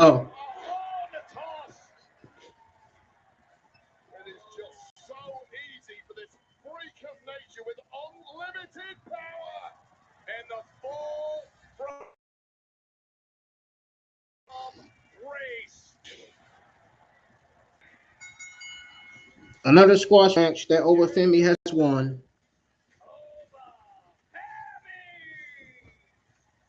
Continuing to rule and destroy Obafemi once again. Well, it looked like Miz had a slight chance, but the pure power of Obafemi told almost immediately, and the carcass of the Miz was just thrown around with abandon and one fall from grace. Fall from grace. Fall from grace. Fall from grace. That's what they should sing next. Fall from grace. Fall from grace. Fall from grace. Obafemi impresses again. That would be funny. What's going on? Why aren't you in your gear, bro? We talked about it last week. We're supposed to have this match tonight. We're not gonna fight tonight. We don't. What? What is it? Listen, I haven't been very successful against Tama this week. Okay? And honestly, I haven't been very successful in the most recent times. So I just don't deserve the shot at this point in time. It's that simple. But honestly, don't worry. I will come for the US title. And I will let you know when the time is right. But tonight, I need you to go out, to win, to show everyone where you're headed. No, okay? No. Screw that. This is the second week in a row that you came to me with this pep talk. You don't need to be pep talking me. What you need to do is give yourself a pep talk. You need to remind yourself who you are. Because opportunities like this, yeah, they come every week at this point. But nothing is forever, Ilya. And if you don't take this shot, somebody else will. Get to work. I will.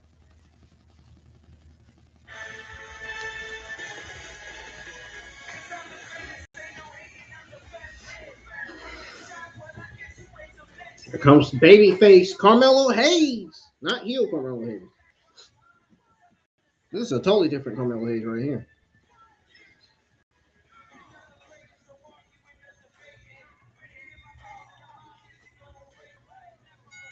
The following contest is scheduled for one fall and is a United States Championship Open Challenge match. Introducing first, Boston, Massachusetts, weighing in at 210 pounds, he is the United States Champion, Carmelo Hayes. Well, Melo did the right thing offering that to the Matt Dragon, but we are back to the open challenge. Who was going to grab that opportunity?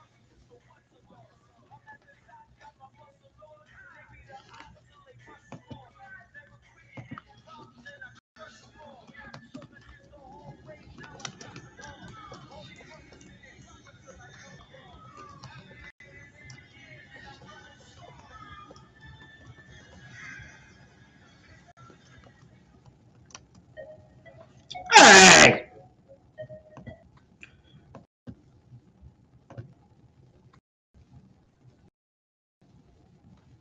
Man, they just had it.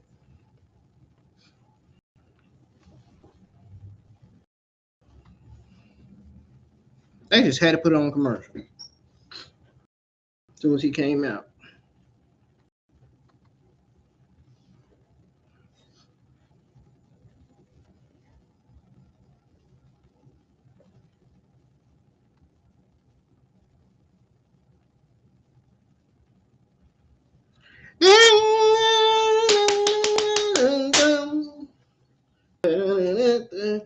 Ooh, that's true.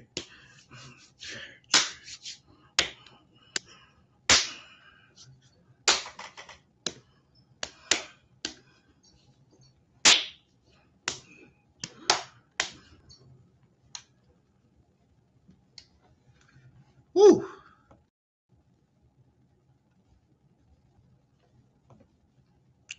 Unfortunately, SmackDown's not back on yet because it's on the Real Be Right Back screen. It's basically on commercial.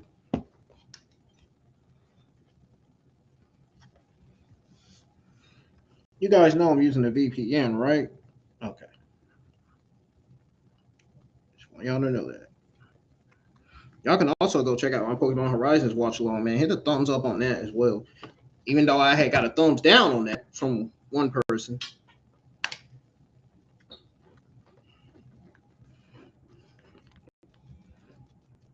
Let's get some more likes on both of these SmackDown streams, man. Share the stream, let everybody know I'm still live. We're getting ready to witness this United States Open Challenge. Let them know to tune in, and you know. Y'all already know.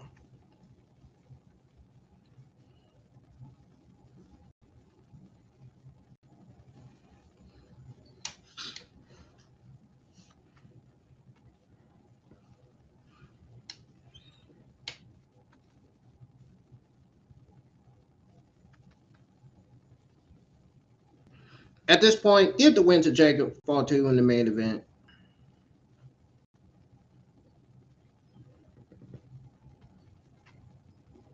That's all I'm saying.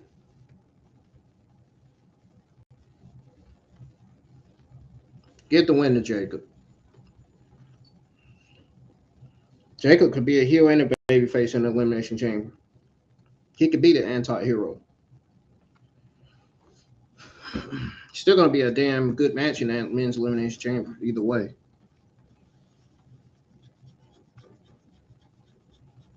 Or a solid match, at least.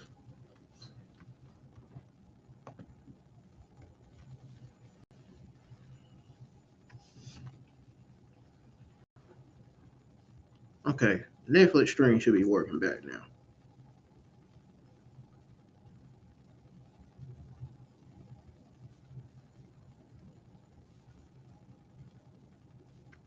What the heck is going on here?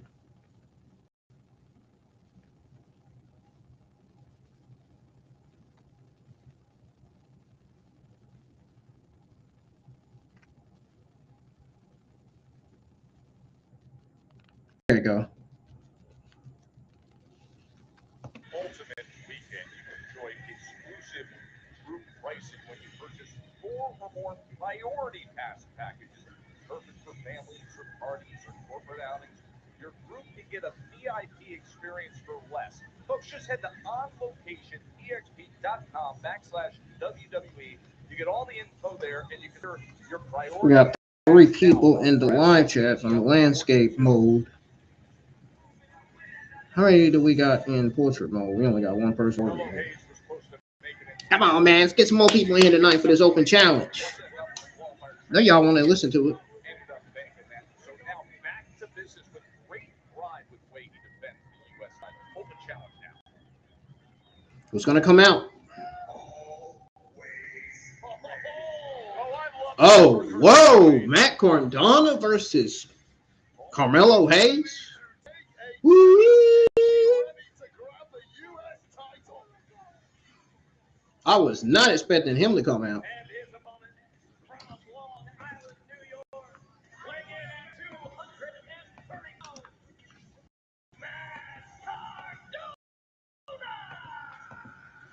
How well received he's been since returning to WWE.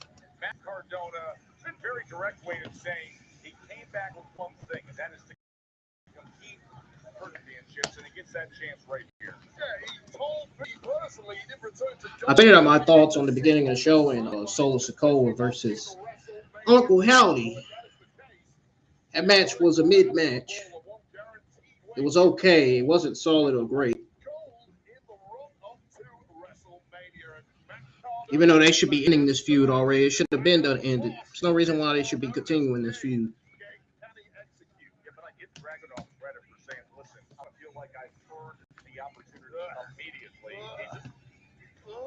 That was the right thing to do. It was honorable. What do you think? No, that's Joe Taz. That's not the way the world at the top in WWE works. It's not like, oh, when you get a chance, chances are fleeting in this game. You grab it. I don't agree with Dragon at all. And I'll tell you this right now. Here we go. Here we go with Carmelo Hayes versus Matt Cardona.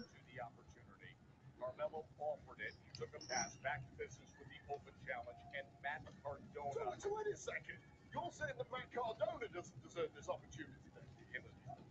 Right to it, he deserves it here if he gets that pinfall. This match is presented by Arby's. We have the meats. United States Championship. I don't know, damn Hardys. Matt Cardona. Too noble in this game. That's my point. Comes to cheap. We were live for Evolve this week where we saw Kylie Armstrong versus Wendy Chu. We got the 10-man tag match. We witnessed Team PC versus ID. Went live for NXT this Tuesday night, where Zarya turned on Sol Ruka.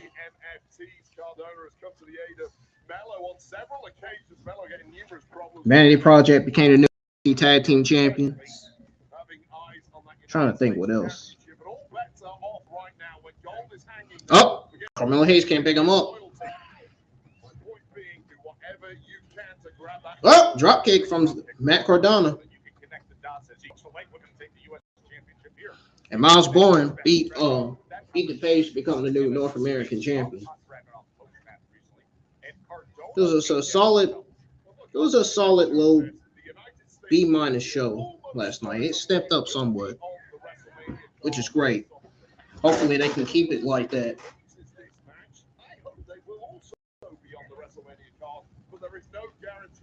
Hopefully it doesn't go back to being mediocre next week. Because from looking at the card, it's gonna have some ups and downs now. Even Lucha Libre AAA has its ups and downs sometimes. And they just started.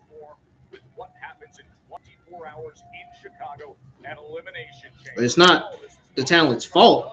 It's the WWE writers and the bookers and the administration. It's the way they book the show. It's the way they produce the show. It's the terrible decisions that they make. It's the terrible booking that they do. They don't book talent right. They waste talent. They don't use talent right on TV. And they don't listen to the fans and what the fans want. They only want what they want on TV screens.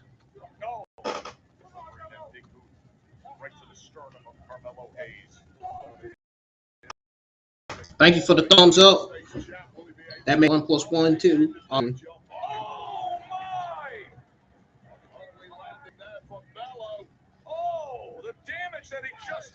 It's safe to say the booking, the writing, and the creative still needs to get better in WWE, man. If they want these shows to be great every week. And long-term booking as well.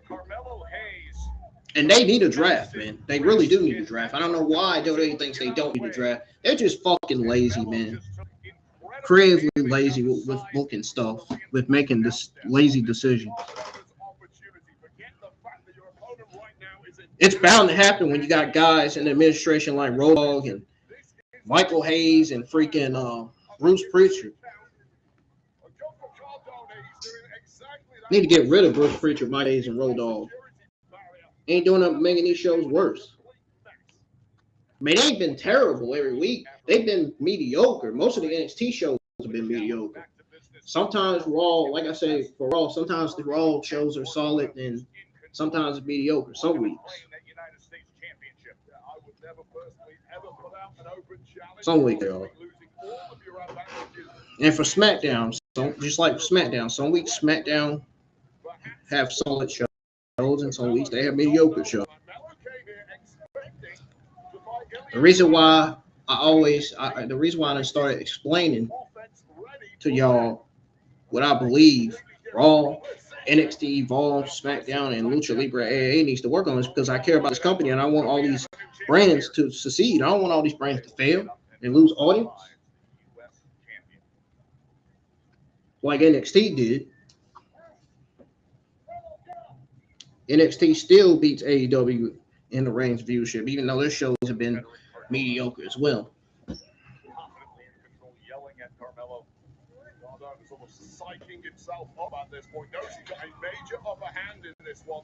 So WWE's been producing some solid shows, just not all of them are solid. At least enough to keep us watching. You know, it's not going to always quite hit the mark when you got Bruce Pritchard, Michael Hayes, and Road Dogg in administration. And has not been the same. Now Hangman's I hate to say it, but when you got Triple H in charge, man, I mean, I don't know what the heck Triple H doing back there, man. He got to get himself together and make things right, man, for real. He really does. You got all these people in the internet wrestling community calling you triple fraud for a reason, man. Wasting talent. Not giving talent more TV time. Rushing the freaking shows. NXT, they have a bad habit of rushing the shows every Tuesday nights. I've noticed that every Tuesday nights that I watch. And then Booker T, he has a bad habit of not letting Vince Joseph talk on commentary and not finish what he says. He's always got to cut Vince Joseph off. And he's just annoying on commentary. Don't get me wrong, he's a solid Hall of Famer, but his commentary just ain't good. That's just the only thing about Booker T, really.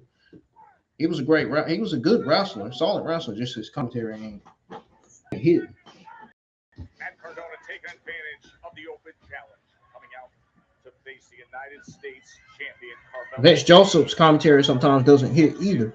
On something special here on Friday Night SmackDown as he delivers the match. And I ain't gonna lie, he does kind of like a ghost on commentary. He really does. Like a talking ghost. At least he sounds better than Booker T on commentary. You got to give Vince Joseph that, though. And you got to give Vince Joseph credit for trying to at least talk on commentary. Booker T cuts him off all the time. So in NXT, the writing, booking, and creative and the commentary needs to change. It really does. I've been saying it for months and months and months. And they still going with the same old mediocre creative. It still ain't changed.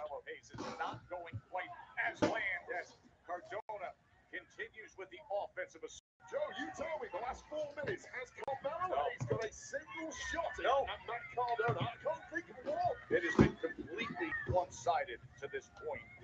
In recent parts of this match. Testing the resilience, and we know it is deep resilience for Carmelo Hayes. And finally a swing, but a miss again for Carmelo Hayes. And there, eventually getting one shot. Can he follow it up? Yeah. Oh! Springboard leg drop.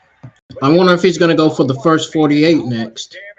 Carmelo Hayes himself has taken. What's he going to do?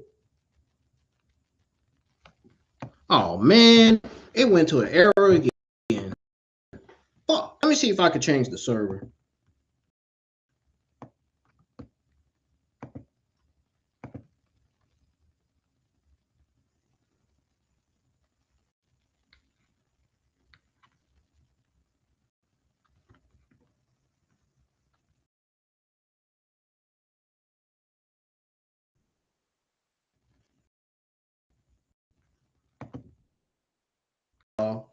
Gotta have a little bit of patience because I'm gonna have to change the server.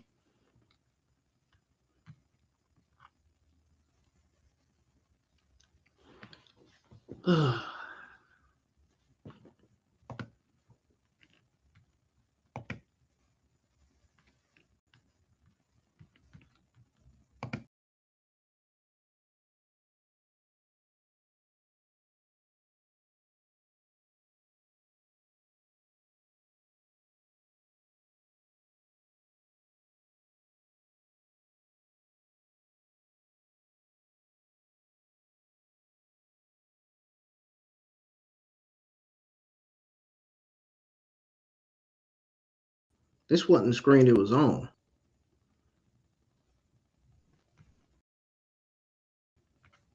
The fuck?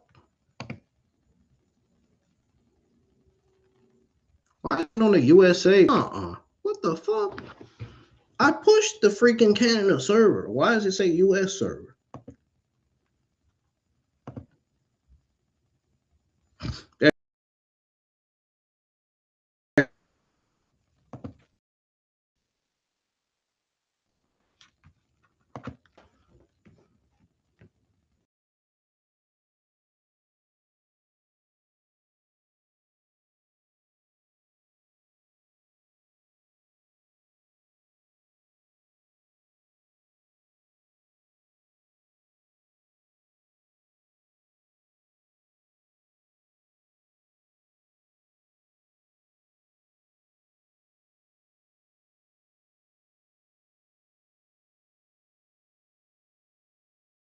coming back up now.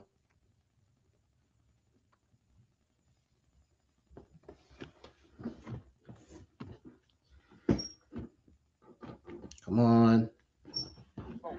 There we go.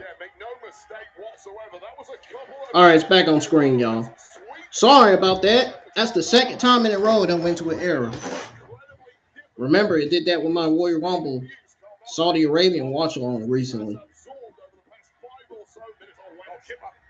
Looking for a rally here on feasible abilities of Carmelo Hayes. Seems favoring that hand, but yet trying to put forth the offensive assault with the striking efforts every so often. What we got? Carmelo Hayes. He's on fire. Is that? Oh! Springboard clothesline. Yep, that's what that was, too. I think he's going to go for the first 48. Oh, nope. Able to deny that and then deliver the big boot of his own. La Mystica from Hayes. Yeah, I think this is where he's going to go for the first 48 next. Because Matt Cardona just kicked out. Fresh as a daisy. Most of the locker room couldn't even dream of pulling this move off. But expertly delivering it, bouncing up in agony, and almost getting the dub. Carmelo Hayes continues to astound. See the U.S. Championship. Yeah, this is where he's going to go for the first 48. First 48. Hayes on the way for a moment. Ah! Matt Cardona keeps preventing him from doing it. This could be it right here.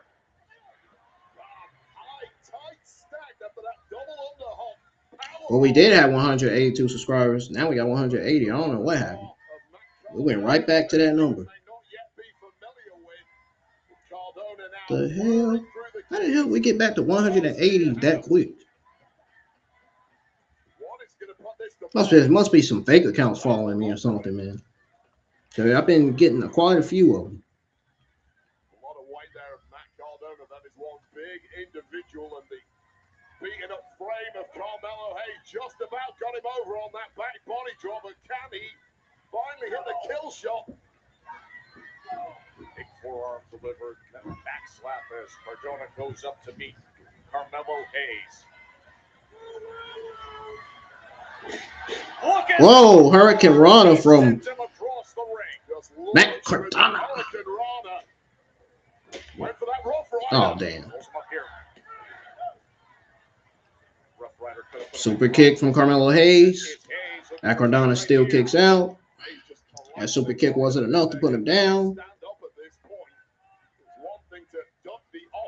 Cardona, it's something else entirely. Then follow that up with offense of your own. Hayes managed it. What is Hayes got planned next?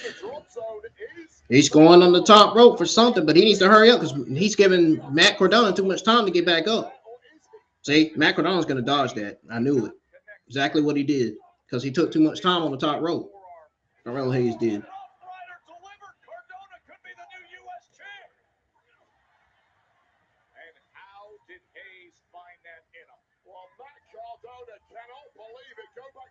Championship he previously won in WWE. That was the move that did it, but it wasn't enough tonight not to beat Carmelo Hayes. I knew it. He took too much time on that damn top rope for Matt Cardona to get up.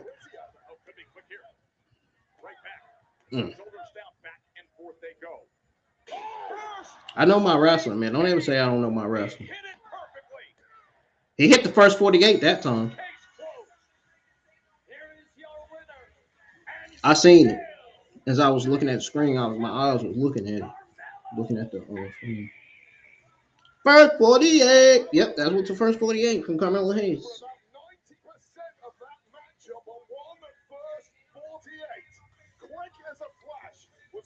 Yep, I was right. I was right. Eventually, he was gonna hit, and he did. He did hit the first 48.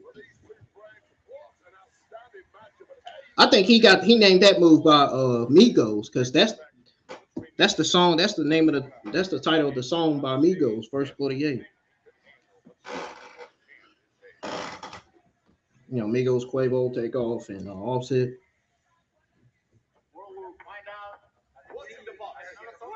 Bro, we all want to know what's in the box, man. I know y'all wondering what's in the crate, right? Gotta watch tomorrow. Elimination Chamber only on the ESPN app. I know you're wondering how, right? Come on, Truth. You already told us that. I never met y'all a day in my life. But I got a surprise for you. You gotta keep your pants on, though. Okay. Okay, so make sure you're already with the ESPN Unlimited plan. Okay, get your phones out. What you want to do? Go to stream.espn. Oh, why is Snapchat acting up? Sign up. Click, push, press whatever. I'm getting on here to share this, story and let everybody know I'm live. This darn thing. That's all you gotta do. Yeah. You look like you unsatisfied customer, dog. I'm gonna turn that frown upside down. You strike me as one of those big paid TV provider type guys. You are, aren't you? You already got the ESPN Unlimited plan. All you gotta do is go to activate.espn.com. Miguel Los Pasos. Hey, follow the steps. Have it in, and it's all good, dog. Okay. Any WWE Premium Live event, anytime, anywhere. Get it, dog. Hit Pasos! Right now on Dude, they ain't doing jack shit with Candice Ray or Johnny. They might as well lead the company. You all need to wake up because that vulnerability is strength and not weakness. He is trying, which is more than I can say for each and every one of you, because each and every one of you are toxic.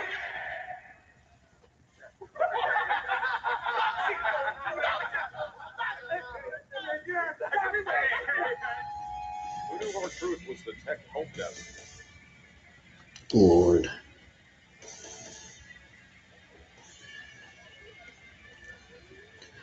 Another jobber match for Candice LeRae to lose again. She deserves so much better, dude. I don't understand why they got her losing on TV. I guess it's a way for Candice LeRae to put over younger talent, I guess. I think WWE just don't have no other creative plans for Johnny Gargano and Candice LeRae. It's just they don't have no other use of this, of both of these individuals, both couples.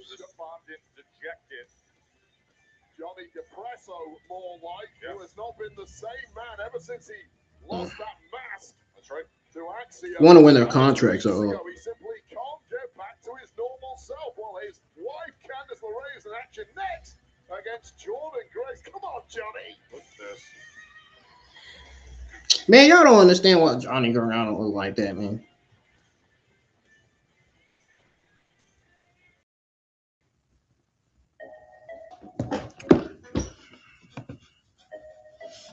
Well, folks, I'll be right back. I'm going to step away for a break. When I come back, we'll continue on with SmackDown, watch SmackDown. Then when it gets to the end, I'm going to step away again and then come back and go over my overall results, grade, ups and downs, and what SmackDown needs to improve and get better going forward. So when I come back, SmackDown Watch On will continue, and we'll be watching this match between Jordan Grace and Candice LeRae. Don't go anywhere.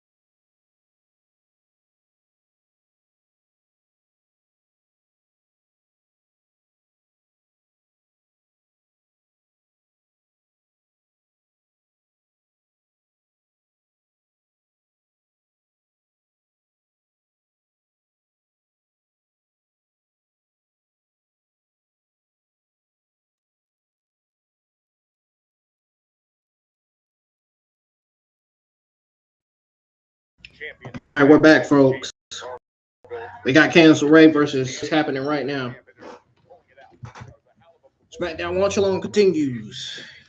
This match just started. Where do you go? Very often, right to the back of the line, and knowing Jordan Grace and how intense and competitive she is, no interest to go to the back of the line. She wants another bite of the cherry as soon as possible.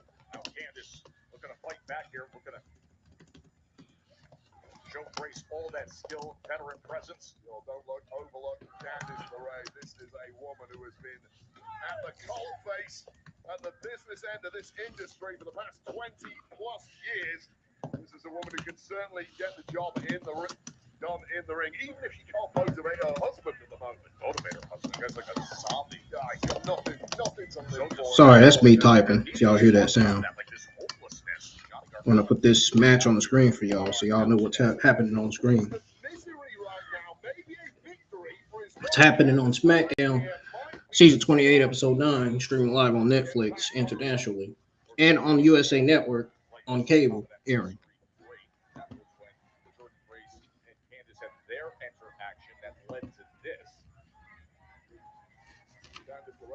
This is the match that is happening right now.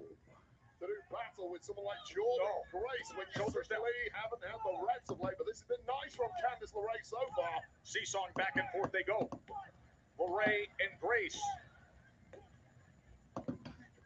All right, some back and forth roll-ups from Jordan Grace, Candice LeRae. Back and forth roll-up pins. Oh. Again, just too nimble for Jordan Grace in the early goings here. See that determination on the face of Candice LeRae, who gets sent up and over to the apron before delivering a shoulder. Uh-oh. Candice LeRae's going on the top rope, y'all. Those of y'all that's listening.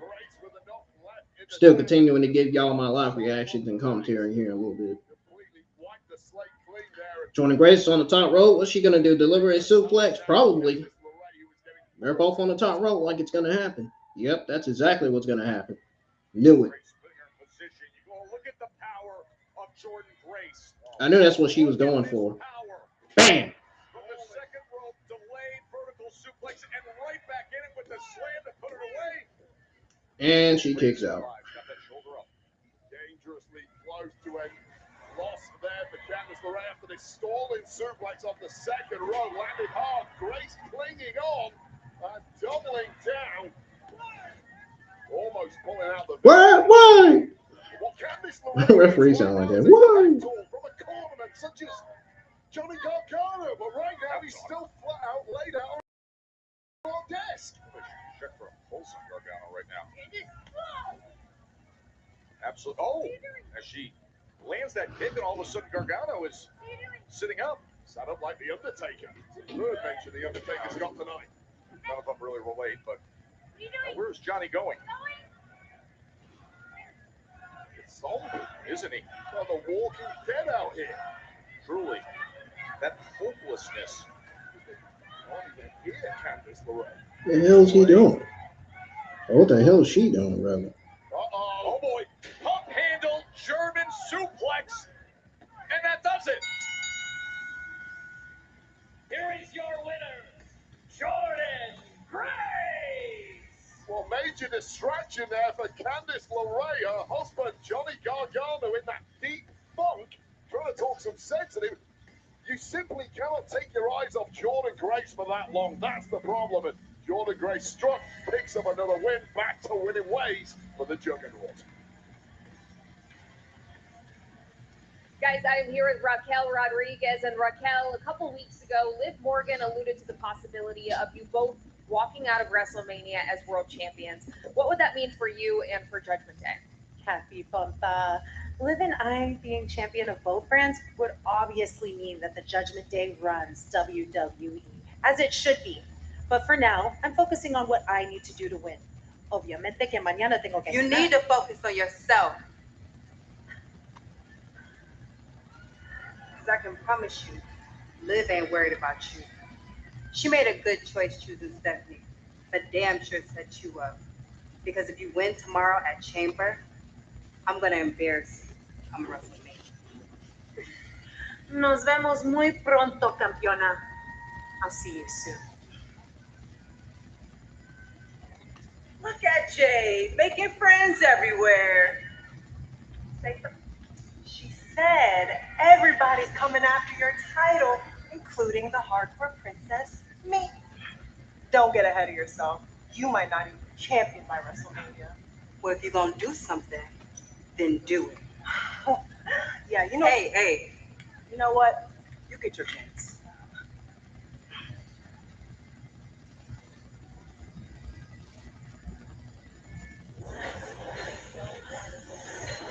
The WWE Women's Tag Team Championship. Rhea and Io against Lash and Nia. That is coming your Got way. to see Nia Jax and Lash Legend.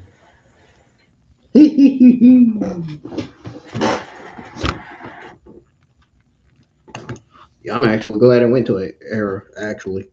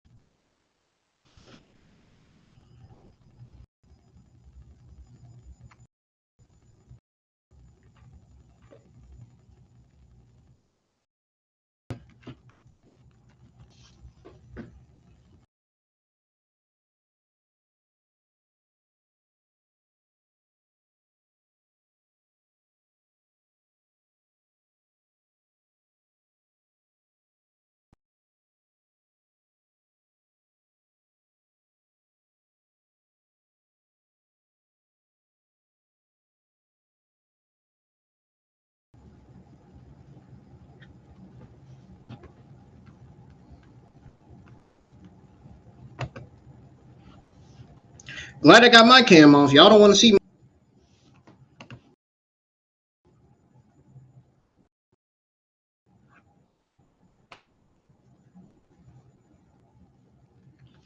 as I was saying,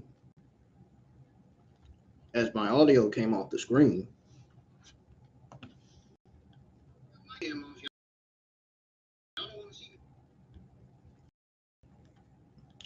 yeah. So I'm going to repeat it again. Glad it went to it, especially after the match that commentary announced that was coming up next. Holy smokes. Dude, it would be, even though I don't care about the WWE Women's Tag Team Championships, it would be the worst decision ever to ever have Riho drop it to Nia Jax and Lash Legend. What do you think those two is going to do with those women's tag team titles? I'll be real. I'm just asking.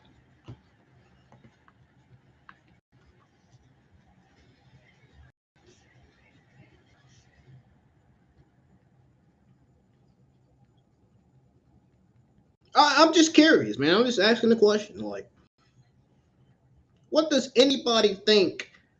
How good does anybody think it does to have Nia Jax and Lash Legend as WWE Women's Tag Team?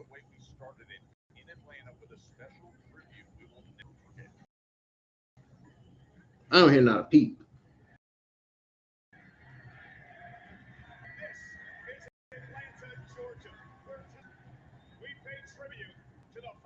Yeah, I know you guys are not looking forward to that match because nobody said nothing. Rightfully so. I can't blame you. I'm still that kid from Gainesville, Georgia, who fell in love with professional wrestling. And I wrestled in the asylum. Shit, I'd almost rather see this than that women's tag match. I wrestled in the Tokyo Dome in Japan. And I wrestled on the bright lights. It ain't the talent's fault. It's the decision that WWE made to book this women's tag team championship match. It's having the best wife in the world. Never slowed me down. Never told me to stop. Let's get some more likes on the stream.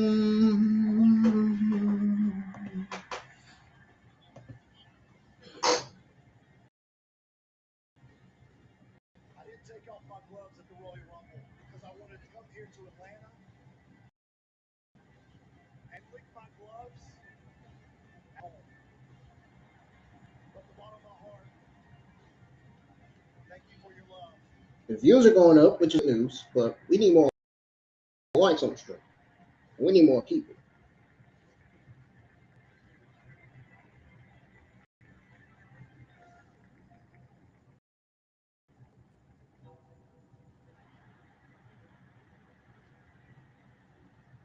you ever hear the phrase, if you see me coming, you're already gone?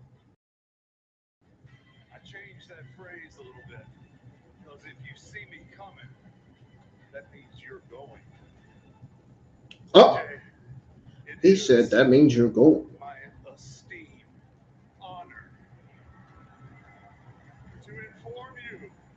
I got rid of that Pokemon Horizons portrait string because that shit, man, that shit had got darn low views on it. I said, man, I'm getting rid of that. As long as it's 65 and up, we should be good. Anything below that, no.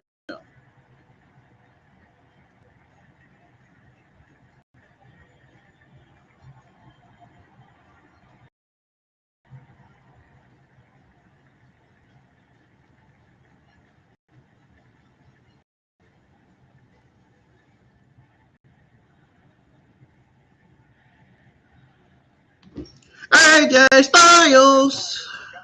That's what they're saying in the crowd.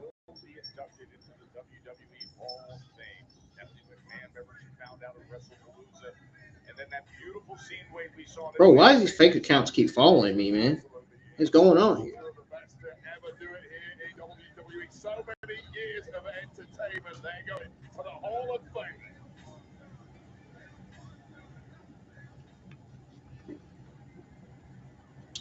Tweeting out my thoughts on the other things that happen on the show one by one. Does Jacob Fadu look like he wants Cody Rhodes in his face? I don't think he does.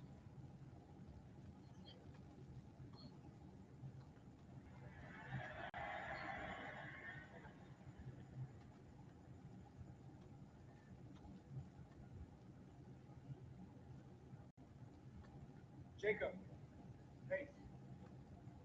Look, man, I know you got this match, but look, how's Jacob? It ain't doing too good, Sammy. It ain't looking too good, bro. Well, look, Jacob. Here's the thing. I know I didn't do it, right? Okay. Just not 100% sure I can say the same about you.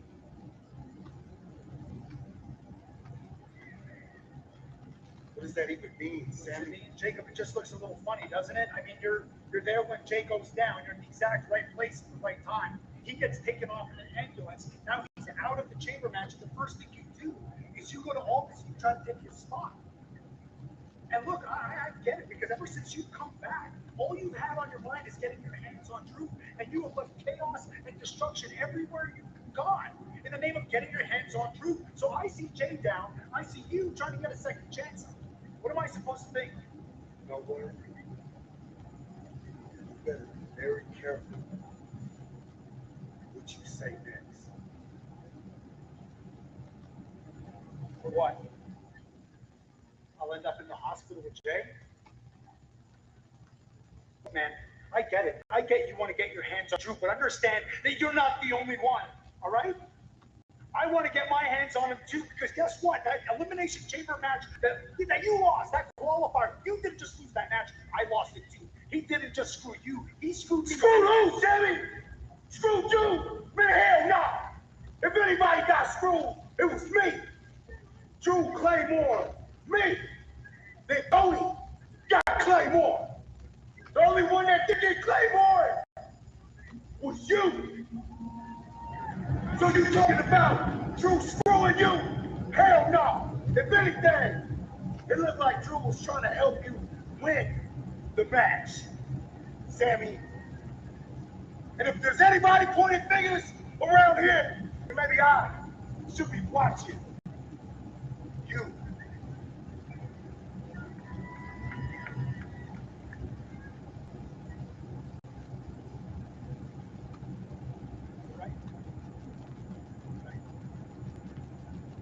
Sorry, okay? Sorry. My head hasn't really been screwed on right? So you know what? You deserve a second chance. All right? Go win. Go win it for Jay. All right?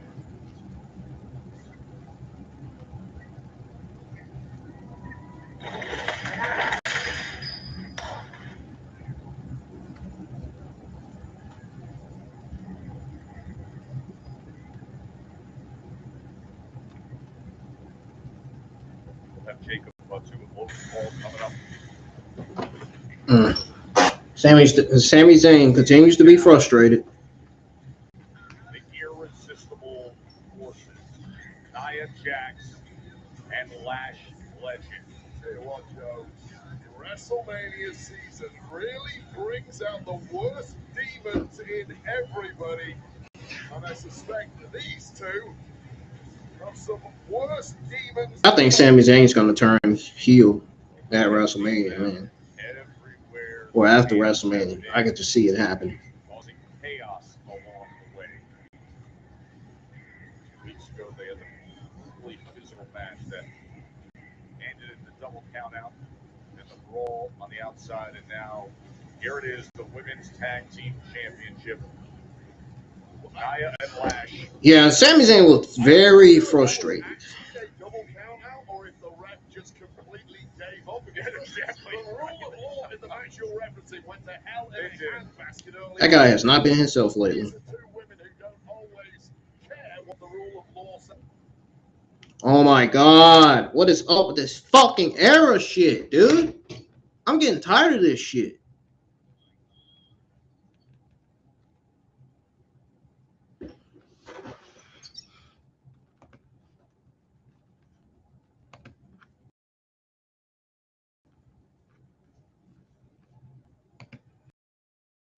Now I'm about to go to a different server. Fuck this shit.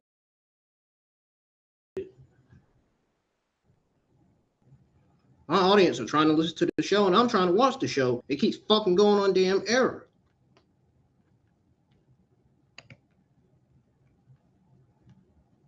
Ugh.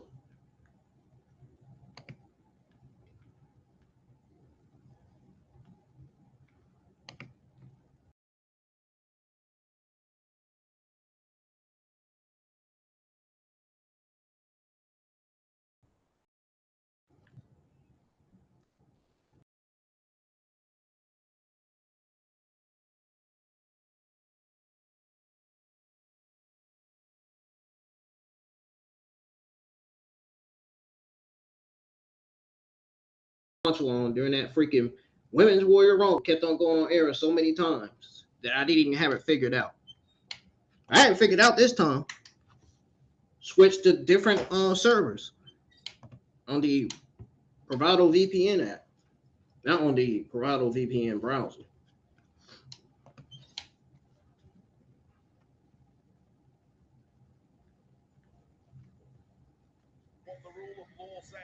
There it goes. It's back on there now. Momentarily.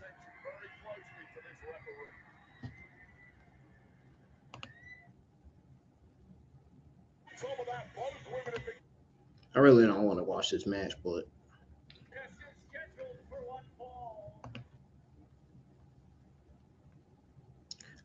ladies and gentlemen, I'm going to step to the restroom.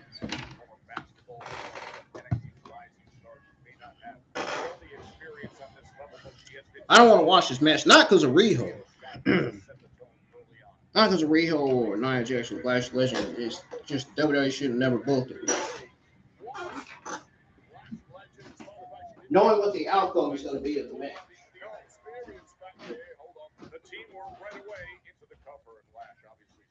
Knowing nobody wants to see it.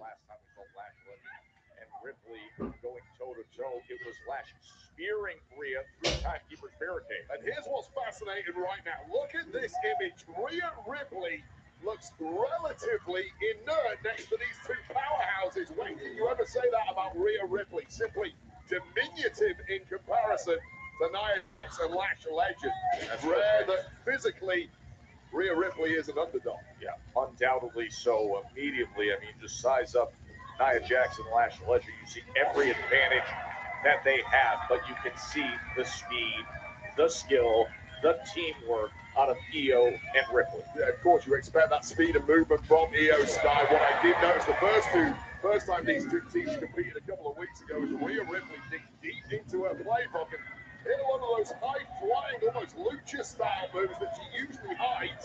Doesn't have to use it. Simply didn't work there against Lash Legend. Now getting ping-ponged around on the tag champs. The irresistible force is looking really good in this one.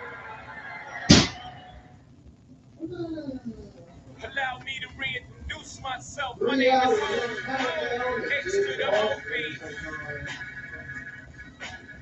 I guess even back then you could call me CEO of the ROC. Is Anthony Davis the 21st century's most frustrating superstar? What's your reaction to that? Netflix. We had Andrew Love on the show, and he gave us a hard count, and it was actually like a thing of beautiful. Darn, I didn't even mute the darn. I didn't even realize it was on commercial. I'm so sorry, y'all. I had to go use the restroom real bad.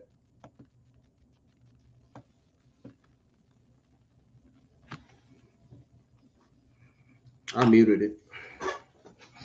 I may have to. No, I'm not messing with it. My channel gets reviewed and they consider that copyright, then I'll just have to trim it out.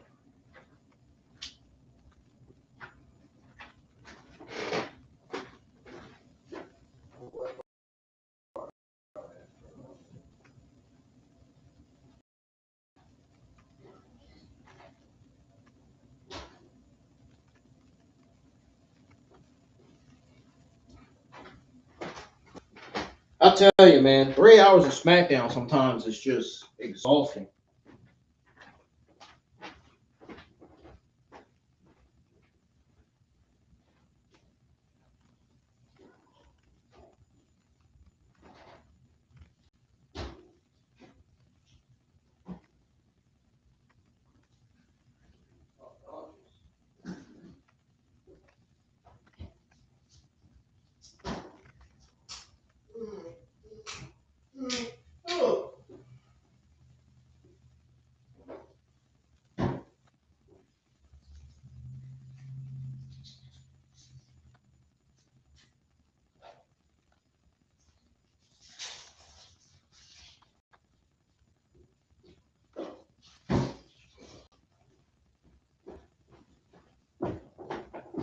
It still ain't back on. Okay, we got one more ad commercial break. It'll be back on, y'all.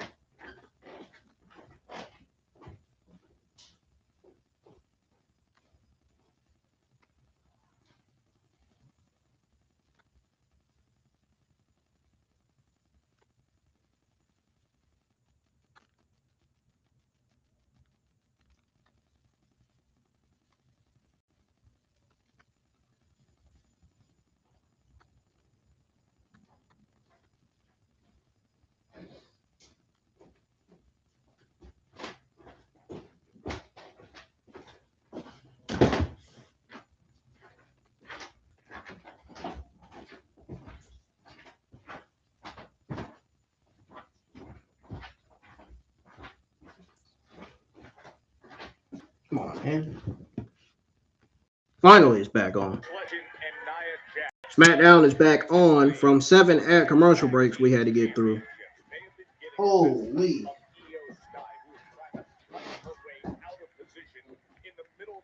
Against Legend, who delivers just a massive move. Could we have new champs right here? God, you see a lot of big boots in this game. Big Boot does not do whatever that was justice. Oh my God, Io Sky almost gets shot out of a cannon at that point.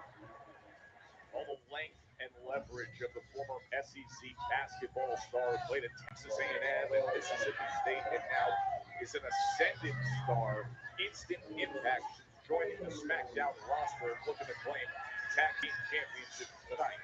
Referee knows something went on behind his back, but if he didn't see it, he can't call it. Oh, could it happen right here? Well, Hunter S. Thompson, a Louisville man himself, the crime is getting caught.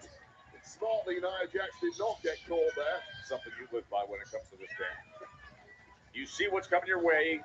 The bonus Elimination Chamber qualifying match with Jacob Fatu and Logan Paul. The big story of the night. Oh! Jake Uso was injured to start the night, was brutally attacked. He's off to the hospital. So Fatu and Logan Paul will decide the final spot for Elimination Chamber. That's coming your way. Both the competitors down now in the center of the ring. Now they're up there. They know there's a flash. Rhea Ripley on the outside. Io Sky just inches away. There it is. Here comes Mommy Louisville.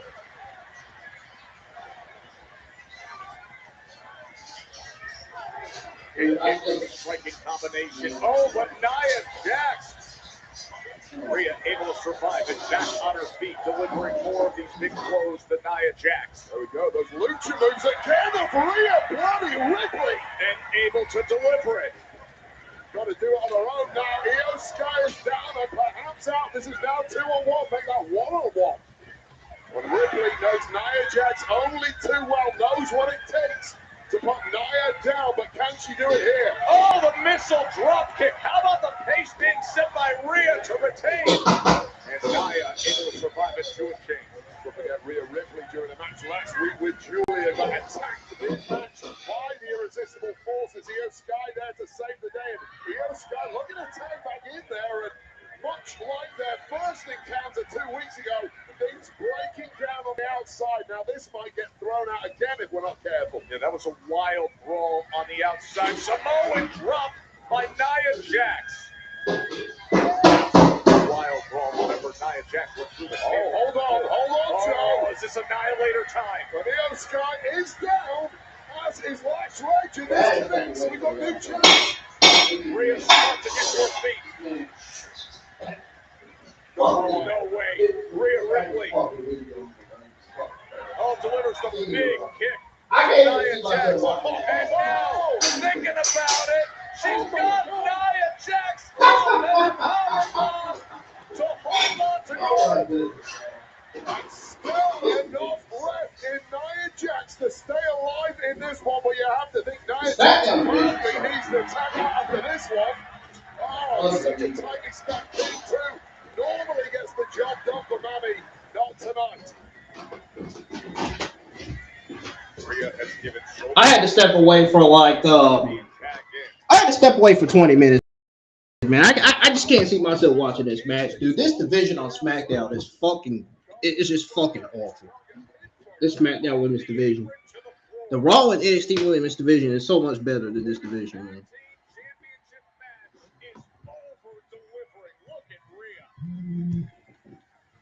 I just cannot see myself watching this match at this point.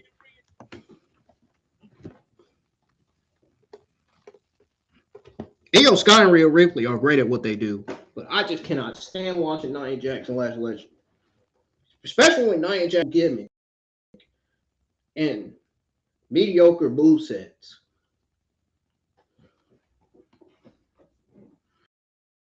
And like I said, it's not Nia, it's the movesets and the gimmick that do on the main roster. Still ain't a dumb decision. But apparently there are some Nia Jax fans that seem to like it.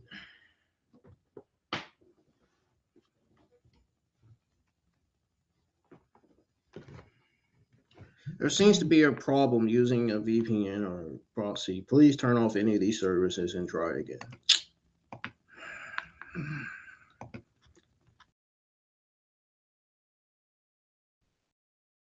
That's the second time I said that on screen. I had every right to step away from that women's tag match.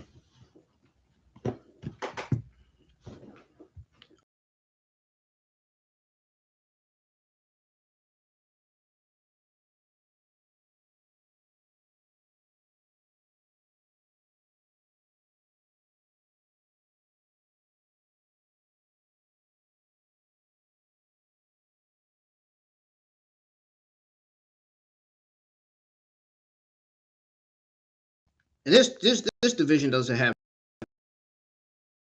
nothing for Candice LeRae to do, man. I mean, she's just been jobbing.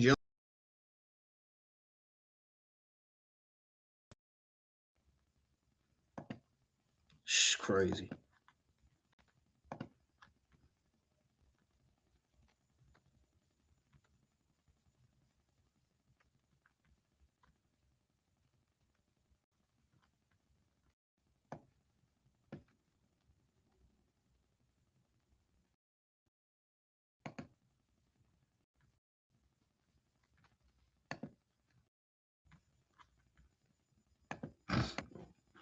I have no idea what's going on with these servers.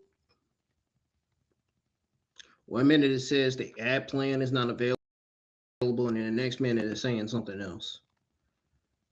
Totally different.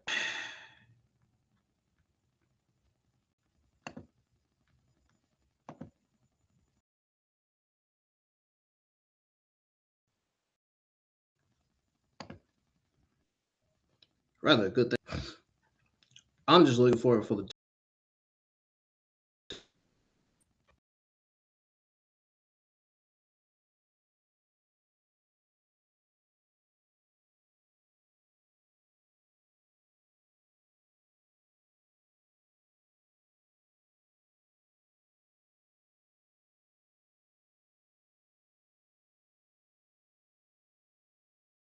ups, just mainly ups and not downs. But unfortunately, it's ups and downs for this show.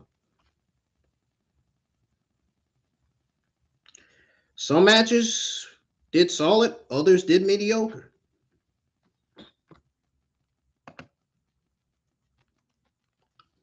Now we gotta try to get SmackDown back up on the screen again.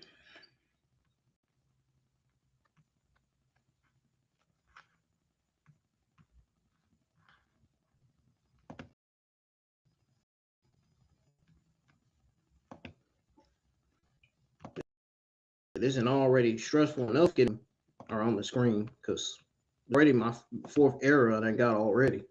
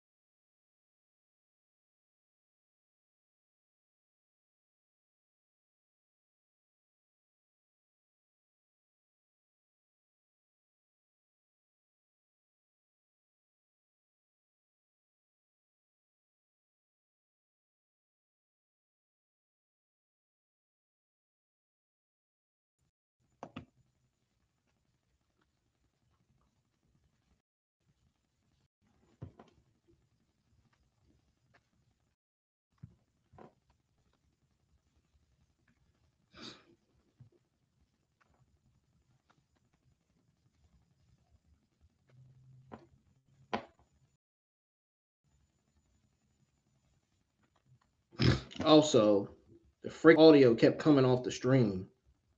I think it's because of Netflix. It's because of the Netflix stream. That's what I think. It's causing it to get off of there. And you got this slow fucking upload speed and shit.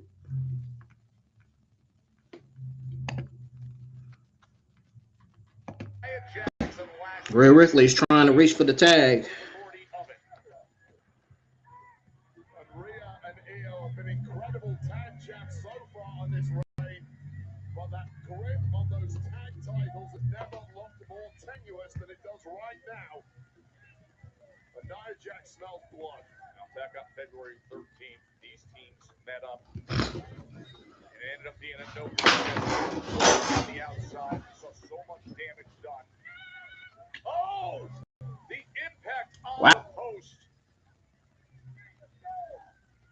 Lash Legend looking to get busy. Am I not the only one that saw that? Oh, right on her! Announced as a Samoan drop. Nia Jax. Oh, and then chopping out across the sternum of Rhea Ripley. This has been an absolute masterclass from the Irresistible Forces. No time to recover for Rhea Ripley. Immediately thrown back in the Lion's Den. Come on, y'all. Let's get some more likes on the stream, man. Oh, what's going on? Where's my likes at?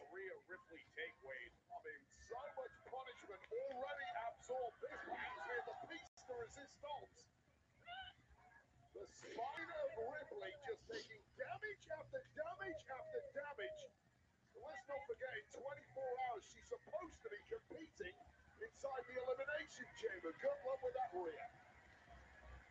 A leg drop from Nia Jax. This could be it right here. And Io Sky makes the save. And that might have been Io Sky completely emptying the tank. Up over the ropes, clinging on is Io Sky. Nice momentum move from her. Pendulum-like turn of the ring there. It's just pissed off Nia Jax. Nia's like, you want more? Put yourself in position. You're going to get it. Oh, but she gets out. Oh, Nia Jax got sent to the post. Good thing Rhea Ripley watched that in time. Now she's got to reach for Io Sky. Io Sky's trying to get back in. And she is. Oh. This is Rhea's opportunity. Hurry up. Yep, there you go.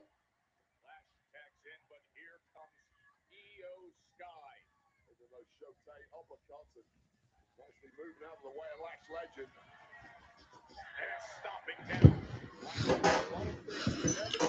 We got Io Sky. Drop kick to Nia Jax in the corner.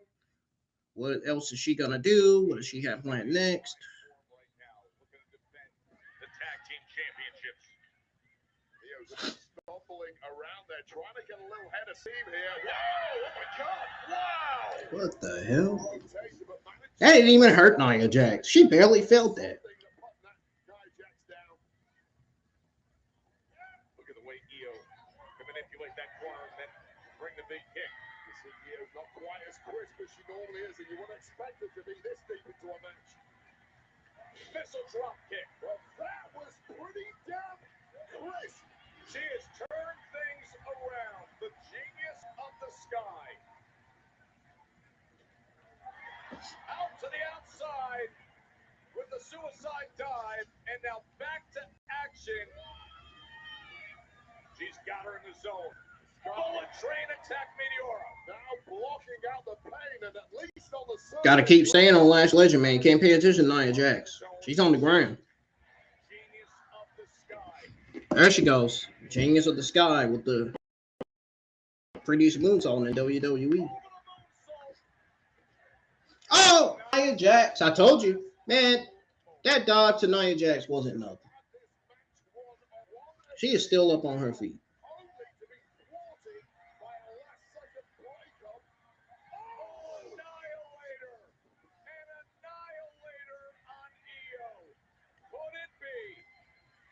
Oh, Rhea Ripley just pulled Lash Legend out the ring. But you better watch for Nia.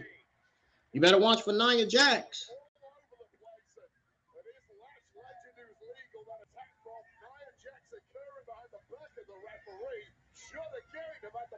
Better watch for Nia.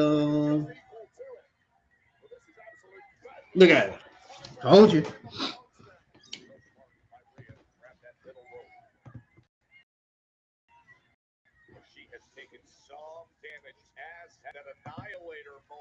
Yeah.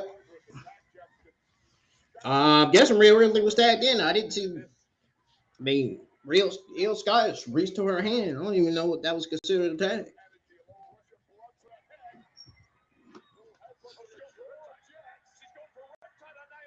Oh! Woo! I know that back gotta be hurting facts heavy she is. Oh, Jesus.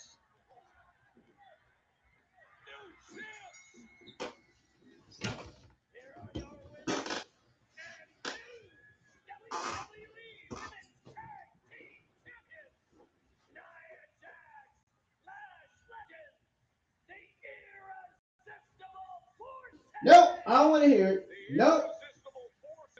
I don't want to hear no, oh, that comment aged well. Riho should still be the women's tag team champions, even though I don't care about the women's tag team champions still.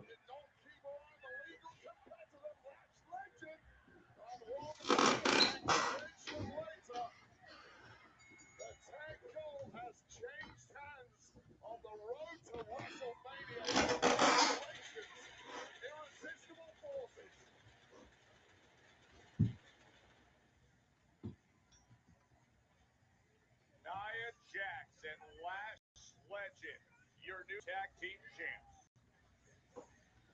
Who fucking cares? I'm glad that's over. Holy shit, man. It's exhausting watching that fucking match. It's fine.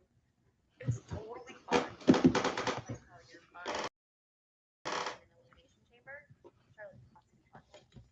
It'd be fine if I wasn't fine, but I'm like really fine. My best friend might be going to WrestleMania. I couldn't think of a finer situation. Yeah, this. No. Alexa, I hope you're as good of a competitor as you are an actress, because your ability to pretend that this is fine, it's truly commendable. And you're okay with Julia not being in Chamber because when she randomly screamed in my face last week, it seems like she's really well adjusted. I'm just passionate. See, she's passionate. Passionate about things that matter. Like her still being your United States Women's Champion, me becoming WWE Champion, and us becoming Tag Team Champions. We'll have all the gold, and you'll have Someone eat ice cream with? You can't have any. I don't want any. Really? And you're supposed to be talking about The hell? Any two of you, my competition going chamber. I just came here to say good luck.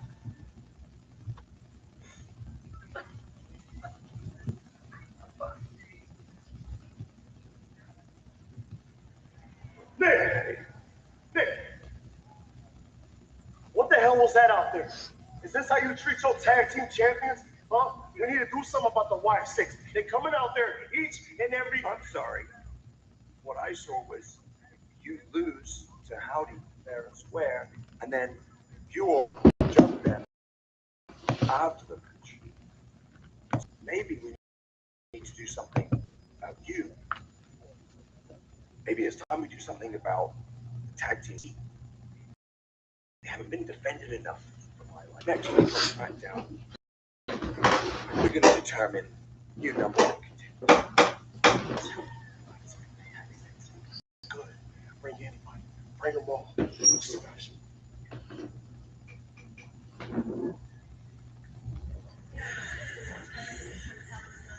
The breaking news we had earlier tonight. Jey Uso out injured. A spot for Elimination Chamber now has to be filled. And it'll be Jacob Fatu and Logan Paul to decide it. And that comes your way next.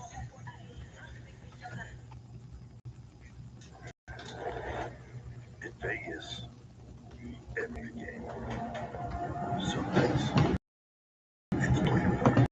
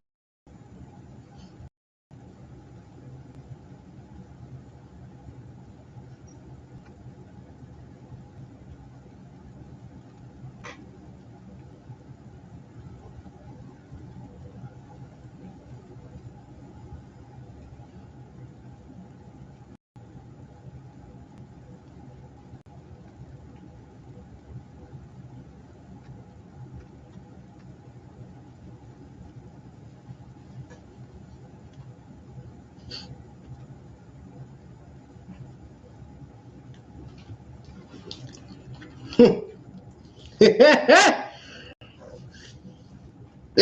people funny on here, man.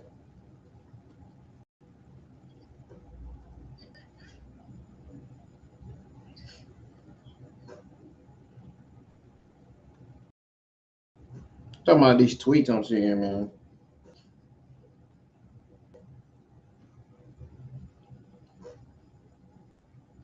Oh.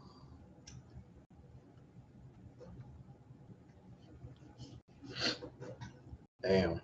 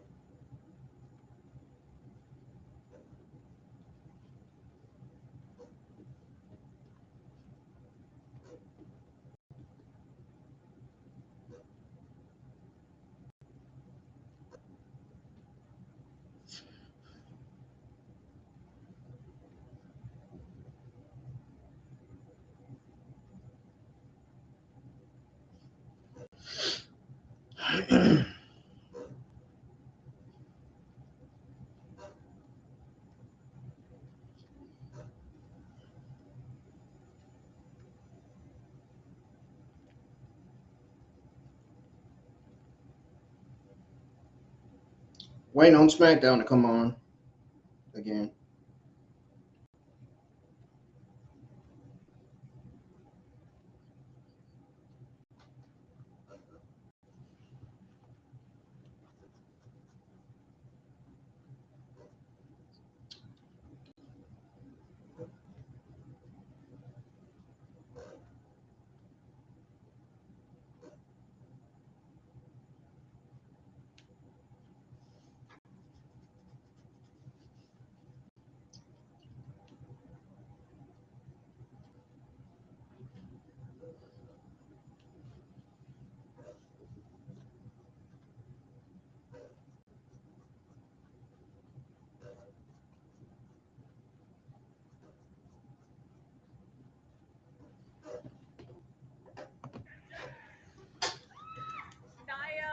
What an awful decision, dude. Congratulations, right, Kathy? Congratulations to us. Okay, I am now a 3-time.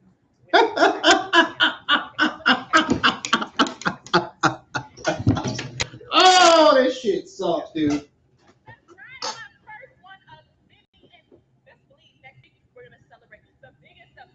They just made one of the worst fucking decisions ever. Should have easily had Rio keep those titles. Man.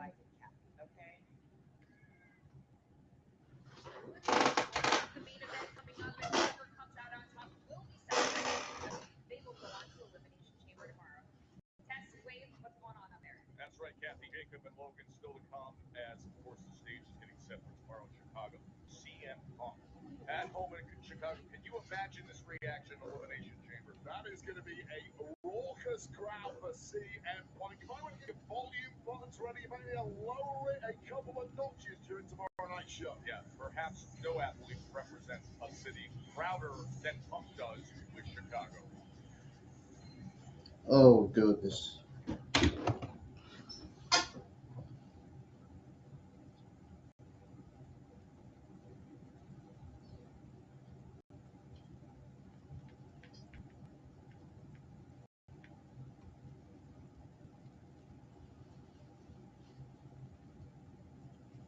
Who the fuck thinks that was a good idea to have Nia Jackson, Lash Legend, to win the WWE Women's Tag Team Champions? I mean, really.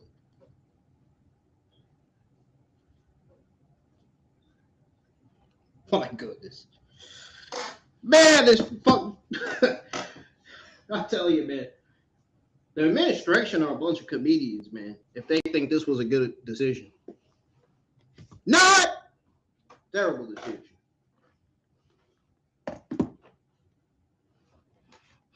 I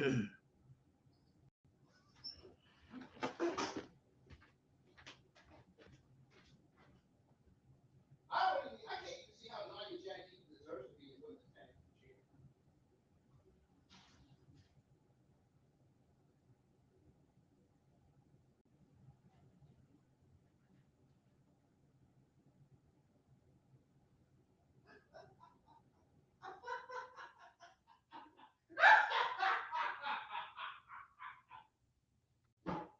Oh my God, man.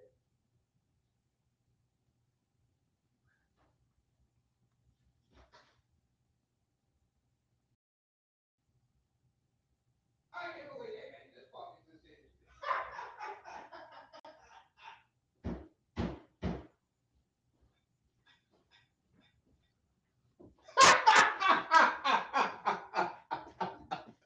I find it so laughable that they made this decision, man.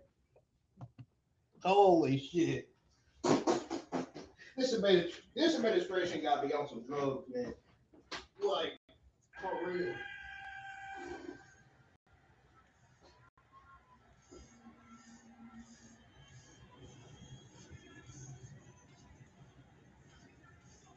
The following contest is the Men's Elimination Chamber Qualifier match.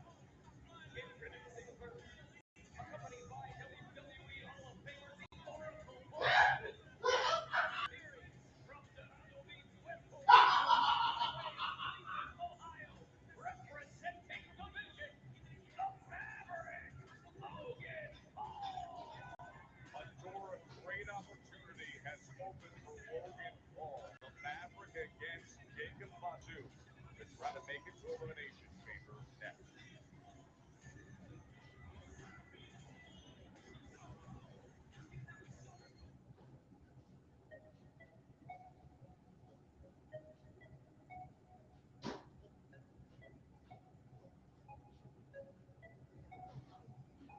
I find that to be so fucking laughable, bro.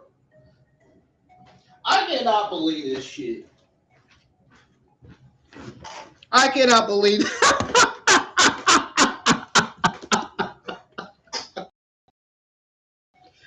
Oh my God, man. This is gonna be the division just went from bad to worse. I'm talking about the women's tag division. Holy shit, man.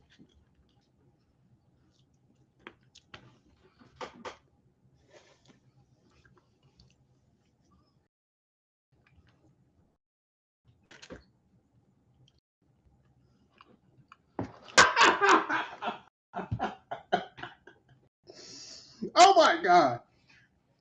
Bro. I'm about to smash my head on the window, man.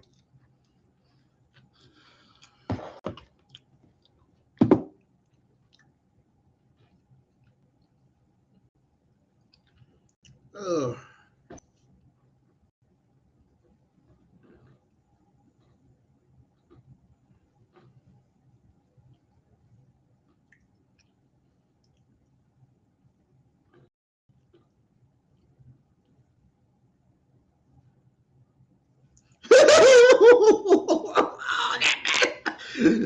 that decision was fucking awful, bro.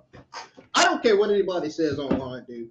There's all the other accounts saying, the other accounts talking about some, well, this SmackDown WWE Women's Tag Team Championship match was great. This was a much needed decision. Yeah, fucking right. Yeah, bro. Really? I mean, that's their opinion. But my opinion was that it was a god-awful decision. That's what I thought. That's my opinion right now. Putting on Styles and Nia Jax in Flash Legend.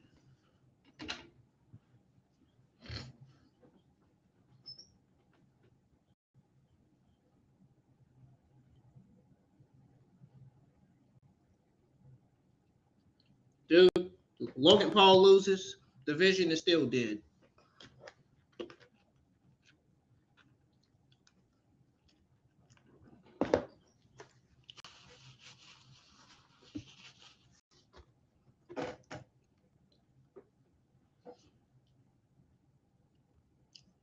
Really? Candice LeRae loses because she got distracted by her sleepwalking husband. Who the fuck is writing this shit? Oh my god, they should absolutely get fucking fired. Who's writing this shit? Whoever is writing this show, man.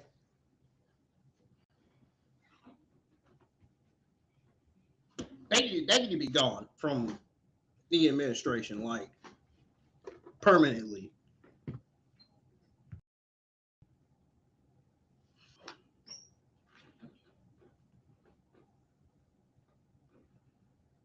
Oh my god. And then somebody just tweeted out and said they're gonna set up the Usos versus Theory and Logan at WrestleMania.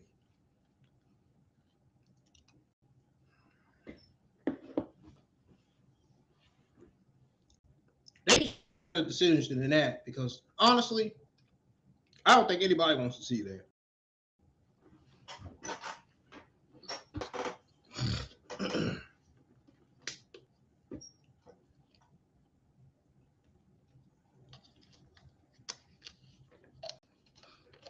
Dude, SmackDown has not been that good tonight.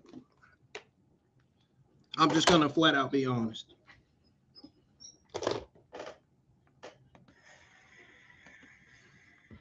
It has some ups and downs. Don't be surprised if I mainly say it's got some downs on this show.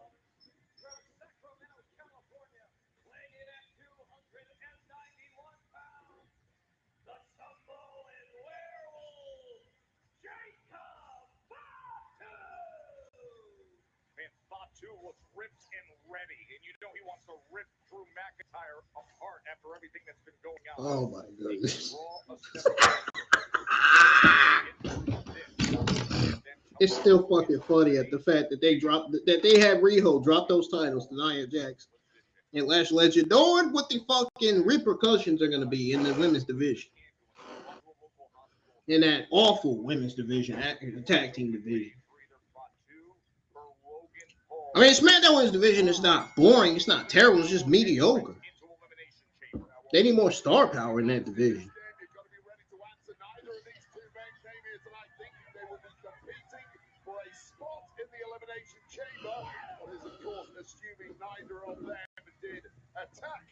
Jey Uso, things getting pointed in every direction right now. But what a gift this could be for one of these. Bro, I just saw somebody tweet something funny as hell. Bro, I'm dead.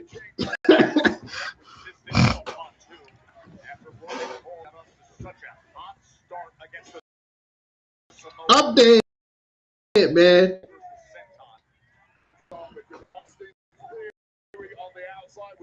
They tweeted out a sleeping Doji.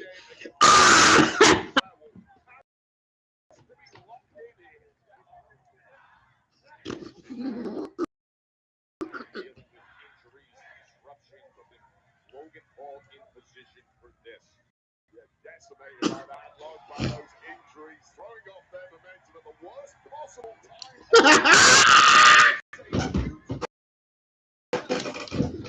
I can't with these damn people online, man. I can't.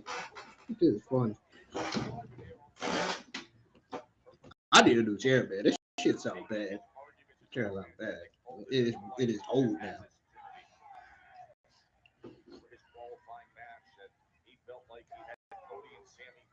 Wasn't for Drew McIntyre. Okay, hold on. If it wasn't for Drew McIntyre, why is Jacob Fatu consistently going after Drew McIntyre? Yes. Bro, what kind of SmackDown is this tonight? Like, I generally just want to. Ugh.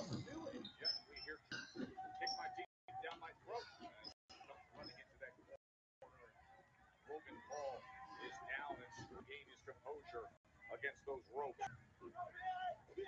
Fatu just sends it out and over onto the floor. Well, how do you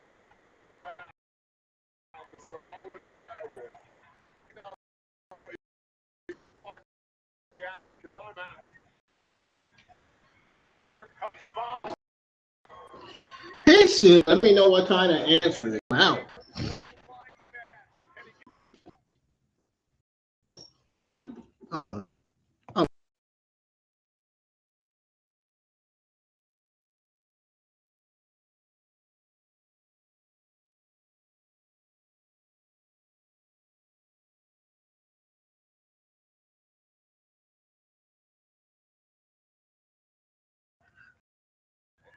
Bro, these tweets are funny as hell, bro. Feeling strongly that the best solution to replace Jey Uso in that men's elimination chamber, which will take place tomorrow night in Chicago, to have Jacob Fatu and Logan Paul have this match to decide it.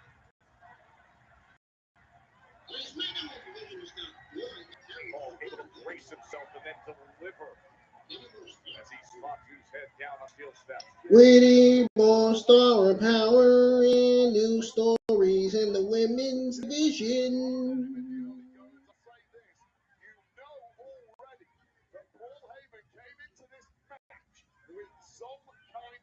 We saw a little bit of that with the Austin Theory thing in the early going to this one. It didn't work. There's 10 more plans where that came from. And Paul Heyman needs one of those plans right now because the Samoan Wolf is looking unstoppable. Bro, I don't blame Justin Wrestling for Justin NXT Wrestling for not going live for SmackDown, man. I don't blame him. Those eyes. That expression, you know what's coming your way. Theory pulls Logan Paul. He probably got sick again, which I hope he didn't. I hope he's well and not sick. Or nobody be sick. Wouldn't wish that on nobody.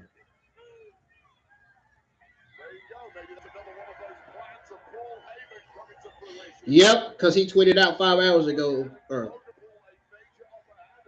5 hours ago saying won't be home to watch and live stream SmackDown, but live reacting to this show and pretty live event tomorrow night. I don't blame you, dude. Dude, honestly, you missed some good things, but not everything on the show was good tonight. We're going to talk about that, folks. We are. We are going to talk about it and what SmackDown needs to improve going forward. So be prepared because this is going to be one hell of an interesting end of the watch.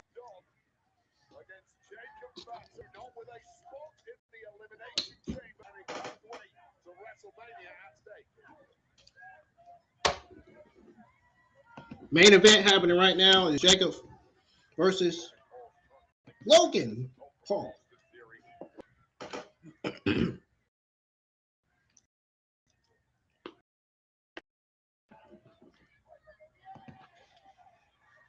Ring name doesn't even need to be Paul. We already got a Paul Heyman.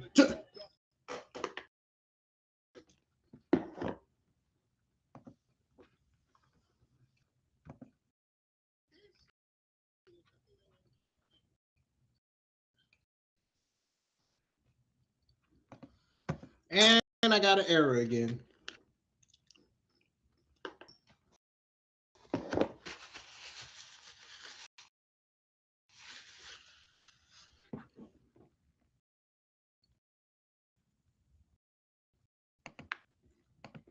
Turn off the services and try it.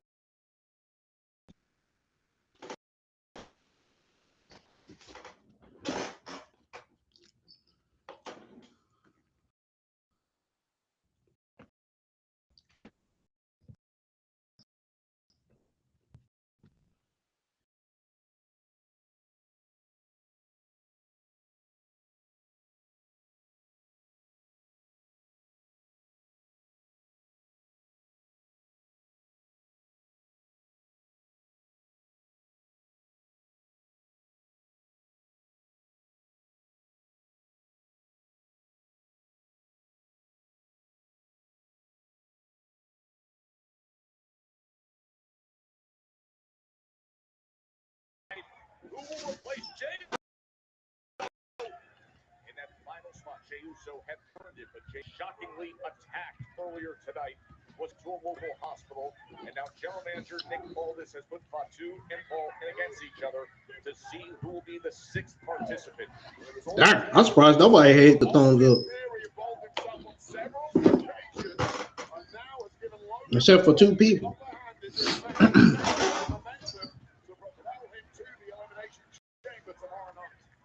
Probably because the 3 hours of SmackDown should be exhausting. I know, trust me.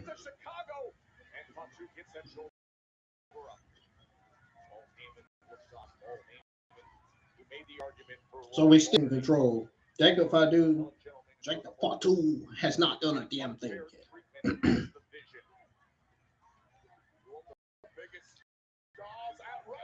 And he dodges the flash that Logan Paul was about to do to Jacob.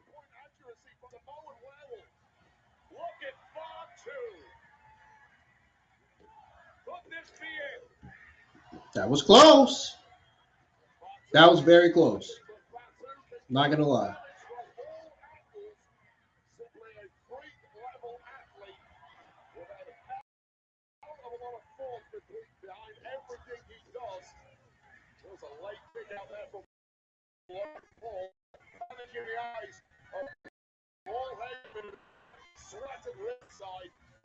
This could be more here.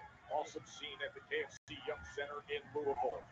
A big right forearm from Logan Paul, the Maverick, quick to his feet to meet Jacob. Yeah, speed and high flying has always been the low calling card. He's got a ton of muscle on that frame.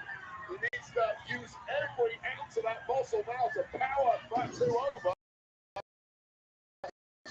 But it looks like it's failed. Push Logan Paul right down the top rope. Uh-oh. Oh, I was going to say that is not where you want to be. Especially when Jacob Fatu is about to... Oh!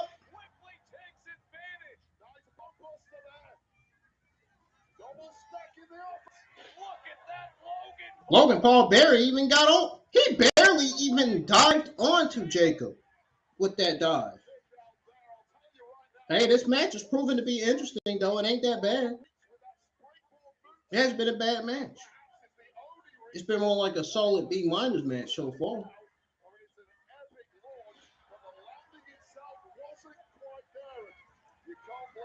Better than that women's tag team title match. I know that.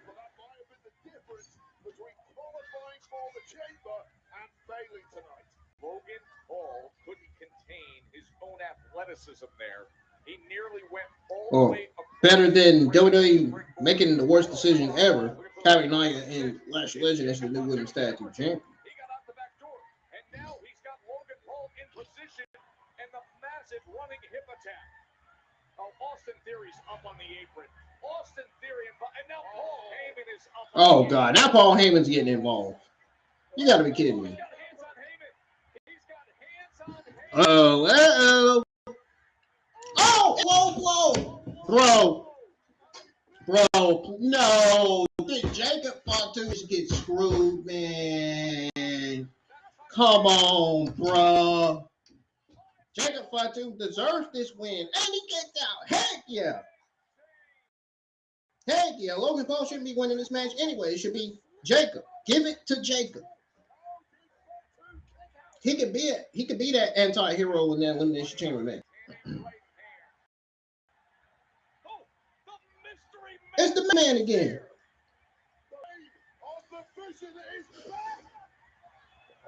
Right hand comes in from Logan Paul. They go for the mask. Are they going for the mask? Who is it? Are we? Who in the what? I've never seen that guy ever. Who is this? Who the hell is that? That's the masked man. What the? Bro. They just fumbled the ball with that one.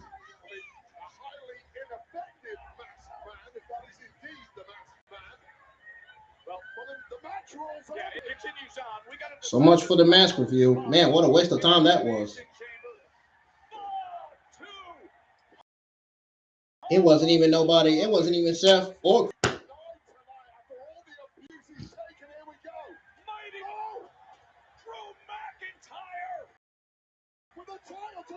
Come on, man. Bruh. It should be Jacob, not Logan. What the fuck? Are you serious?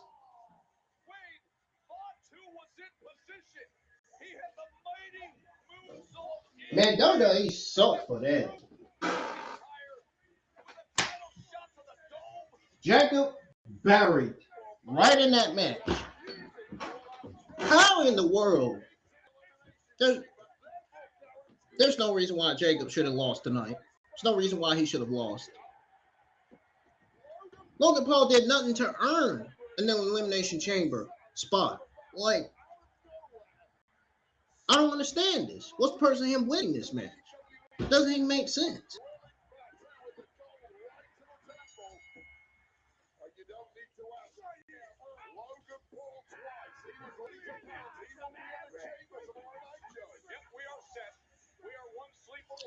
Oh, this is about to get even more interesting because I got a lot to say about this show tonight.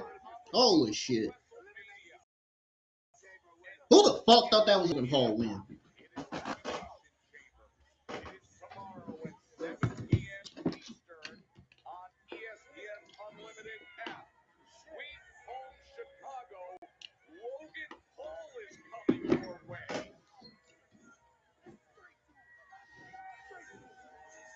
Didn't even do nothing to deserve this qualifying match or deserve to win and be in the Elimination Chamber in Jey Uso's place.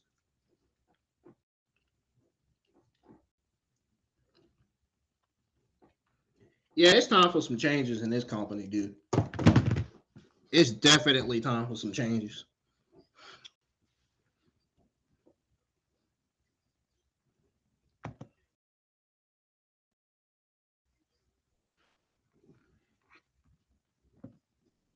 Folks, I'll be right back. I'm going to go over my overall thoughts, the ups and downs, and what SmackDown needs to improve coming out of this episode when I come back. There are finally ups and downs on this show tonight. More so with downs.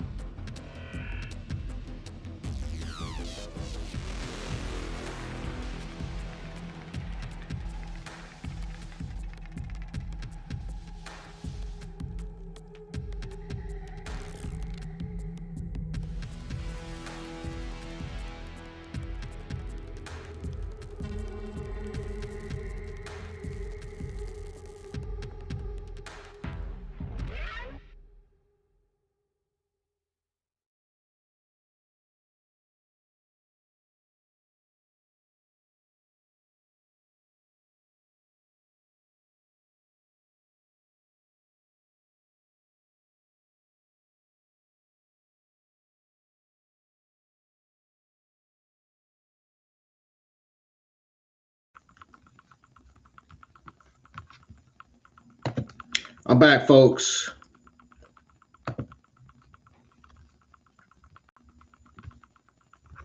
Gonna go ahead and go over my overall thoughts, results, grade, ups and downs, and on SmackDown season 28, episode 9, and what needs to improve coming out of SmackDown tonight.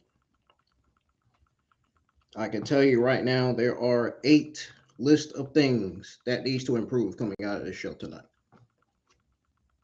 That's a lot.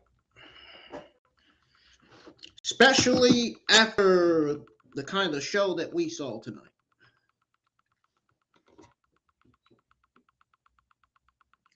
Let's go ahead and start with the match results and thoughts.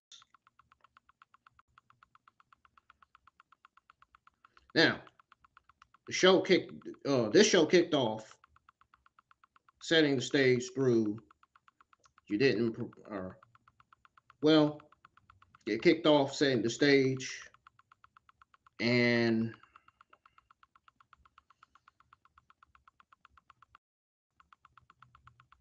yeah.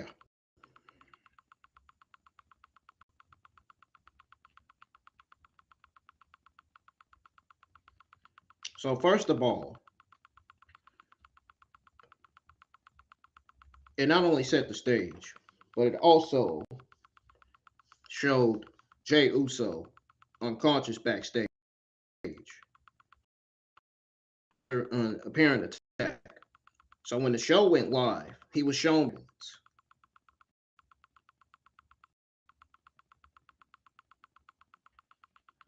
And then Jacob Fatu went after him.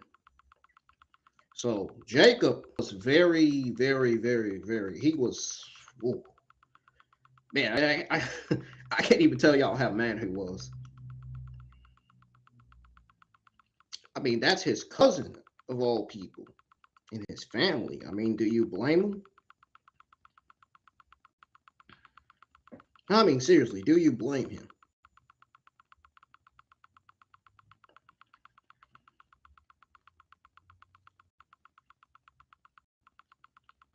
You had Drew McIntyre come out. He cut a promo. And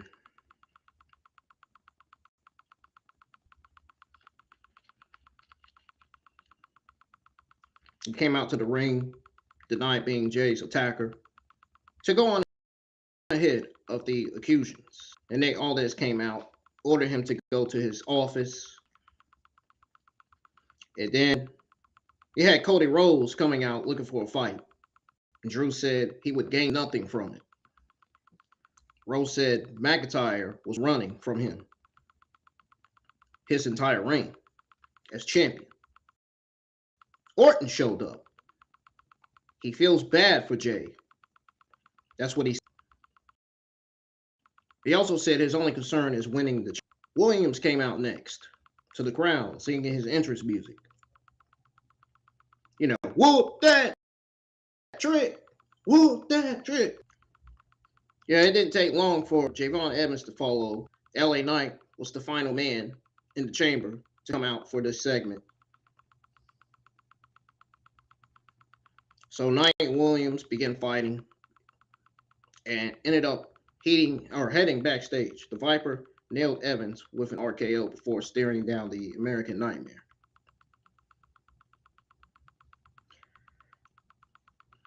So the commentary announced the preview for the show.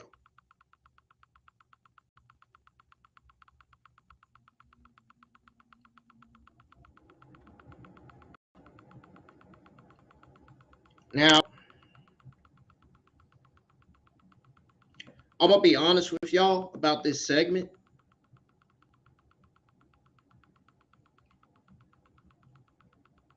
I'm not even going to lie to you when I say this.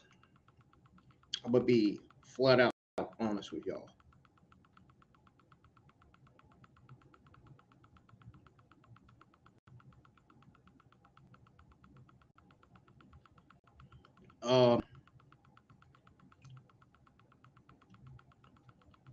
I honestly felt like the segment took a more organic route to get its announcement point And, you know, despite involving many people, it didn't.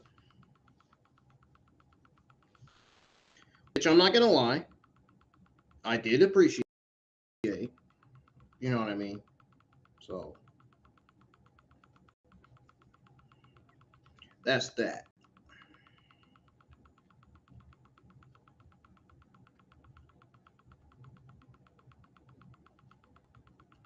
But this was a very, very solid low B minus segment for what it was. And that's all I got to say about that.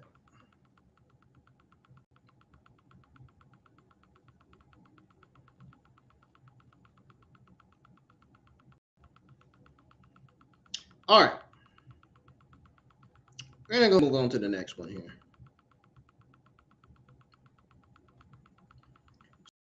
So we had Souls versus Uncle Howdy. Solo Sikoa, or Uncle Howdy win over Solo Sikoa. We had Tiffany Sane. Tiffany picked up the victory over Kairi Sane in this match, in her match. And we had Miz versus Obafemi. Of course, Obafemi won over Miz. Then we had Carmelo Hayes versus Matt Cardona, United States Open Challenge Championship match. I had to get myself together a little bit before I went over all this. But this was Carmelo Hayes versus Matt Cardona, in my opinion, was match highlight of the night. Hayes retained his United States Championship. Even though I felt it wasn't really exactly a high bar to clear this week.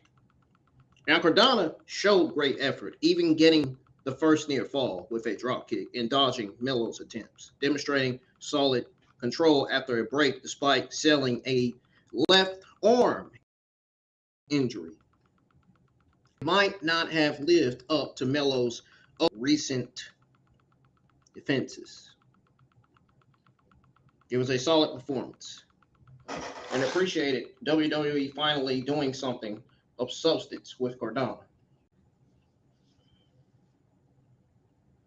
Hayes eventually scored the win. Both men showed respect afterwards with a handshake. So that was the end of that. Now, let's go back to Solo Sikoa versus Uncle Howdy because I do have my thoughts on that.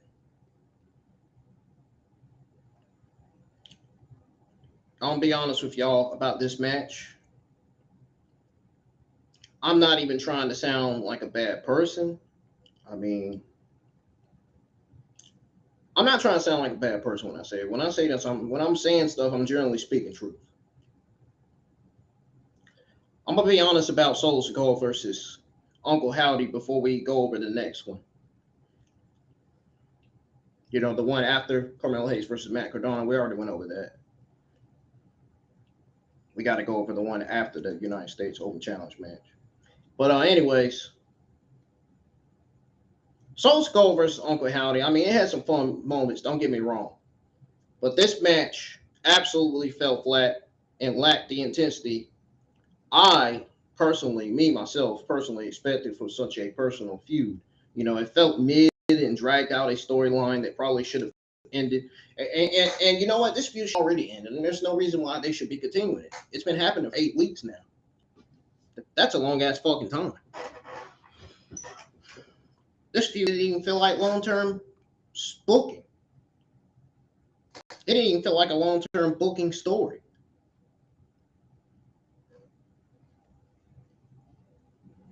And that is, and all this I went over about this match is why I gave this match a mid-C.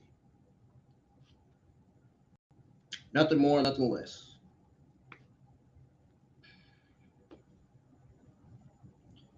Now, moving on to Candice LeRae versus Jordynne Grace. And these are the match results and thoughts I'm going over, by the way, if I didn't already mention that. Jordynne Grace defeated Candice LeRae. Match was a big disappointment for me personally. If y'all think it was great, good y'all, but me, this match was a mid-low match. It was very mediocre. Very, very, very mediocre. Candice had to practically force Johnny Gargano to accompany her, and the match itself was short and pretty, very uneventful. I'm just being honest, man. This is just coming from me. This is in my own words. Like, it's actually coming from me for real. This is coming out of my notes that I'm reading. Grace immediately took LeRae down, and LeRae managed a quick comeback before Grace capitalized on Johnny Gargano's distraction as he walked away to hit a pump handle suplex for the win.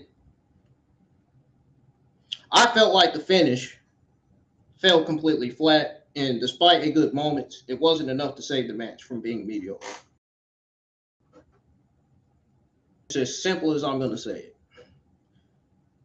Moving on to Rhea Ripley and Io Sky versus Lash Legend and Nia Jax for the WWE Women's Tag Team Championship match. This was also a mid-match, but it wasn't, it wasn't mediocre. It's just simply a mid-women's tag team championship match. At least it did better than Candice versus Jordynne Grace, but I am not the biggest fan of Nia Jax, and well, actually, I'm not a fan of Lash Legend and Nia Jax. Actually, change that. But I'm also not the biggest fan of these two. But Lash Legend and Nia Jax did defeat Rhea Ripley and Io Sky to become the new WWE Women's Tag Team Champions. Both teams were looking for a decisive win after their last inconclusive counter. The match started with counters between Legend and Sky, followed by a double team from the champions. The physical exchanges continued outside the ring. Now, with the challengers swinging,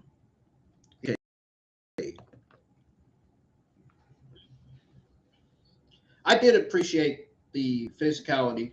I mean, I did feel like the match largely lacked the intensity. I will be honest.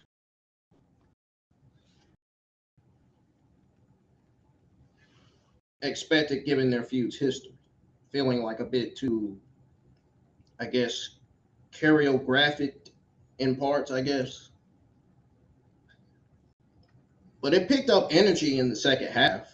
I mean, I will give them that.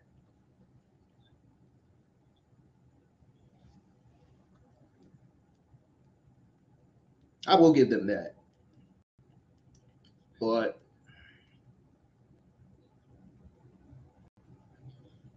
what else was I going to say? Oh, engaging the crowd more and fought through 2 commercial breaks, making it the largest match of the night.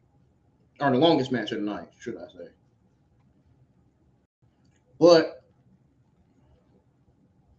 despite in places suggesting a shorter match might have been better, the match concluded with, unfortunately, Legend pinning Rhea to win the titles. It should have been Riho retaining instead. Nobody wants to see Nia and Lash Legend as the WWE Women's Tag Team Champions. Half of the community don't anyway. There's some that do, some that don't. And I'm one of them that don't.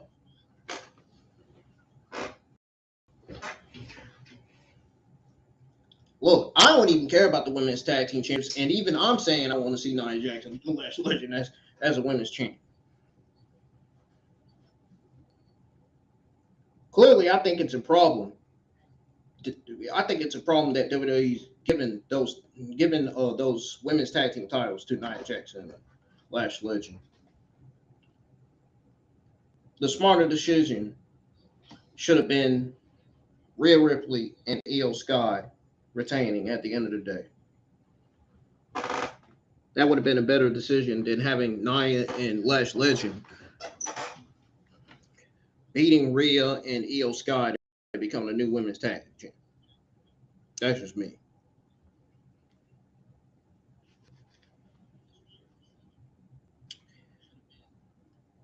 Moving on to Jacob versus Logan Paul.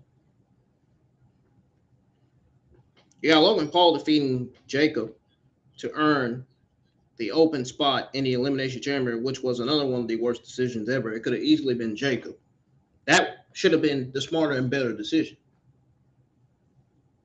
You know, Jacob and Jay are cousins. Well, it makes sense. I mean, that's got nothing to do with it, but I'm just saying.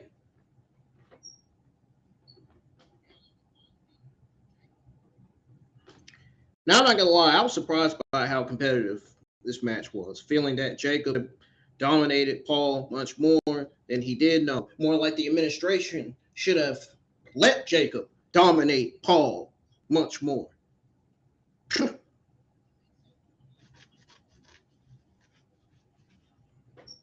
interference was a recurring theme with Theory distracting Fatu early and Heyman interfering later.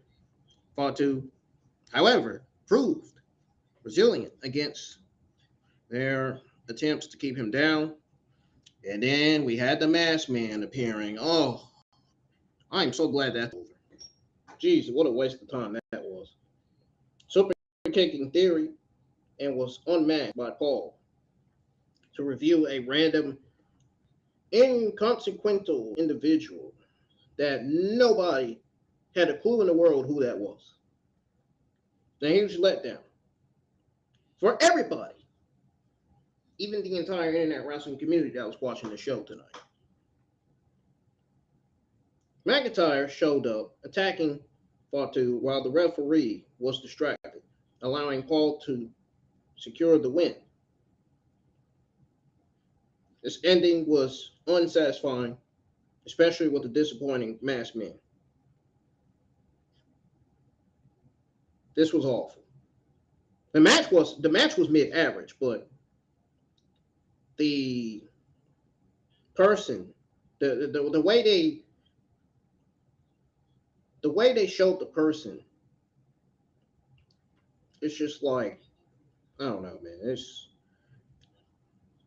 The point is, there was no point in teasing who the man was behind the mask. It was a waste of time. Waste of time, man. Yeah, the Vision is dead. Vision is still dead, despite Logan Paul winning.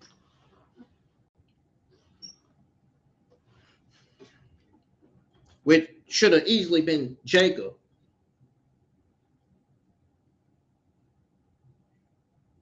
So here's my overall thoughts and grade on the WWE SmackDown Season 28, Episode 29, Elimination Chamber Go Home Show.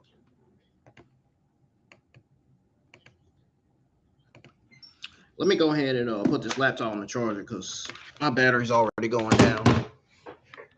It's already on number 5 already. And I don't want to end the stream because I want y'all to hear the rest of what I have to say because this show was not that good tonight. I'm being honest with y'all. It was not that good tonight. I was expecting this show to be at least a solid B- or at least a mid-average C+ or something, but no. It was below that. It was definitely below that, unfortunately.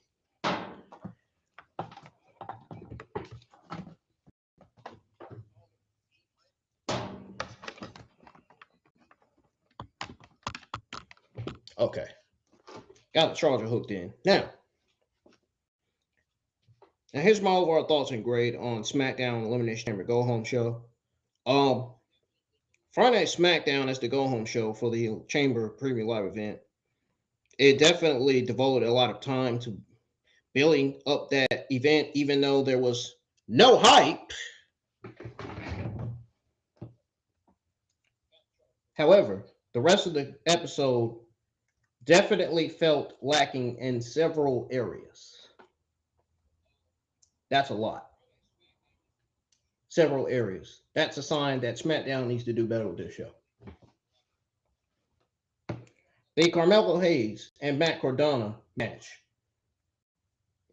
Like I said again earlier, it was definitely the highlight of the night, 1000%.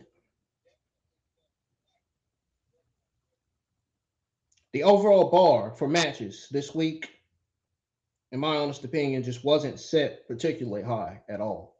I mean, the injury angle with Uso felt rushed. Changing the premium live event lineup right before it happened, I just don't think it'll what is it I'm trying to say?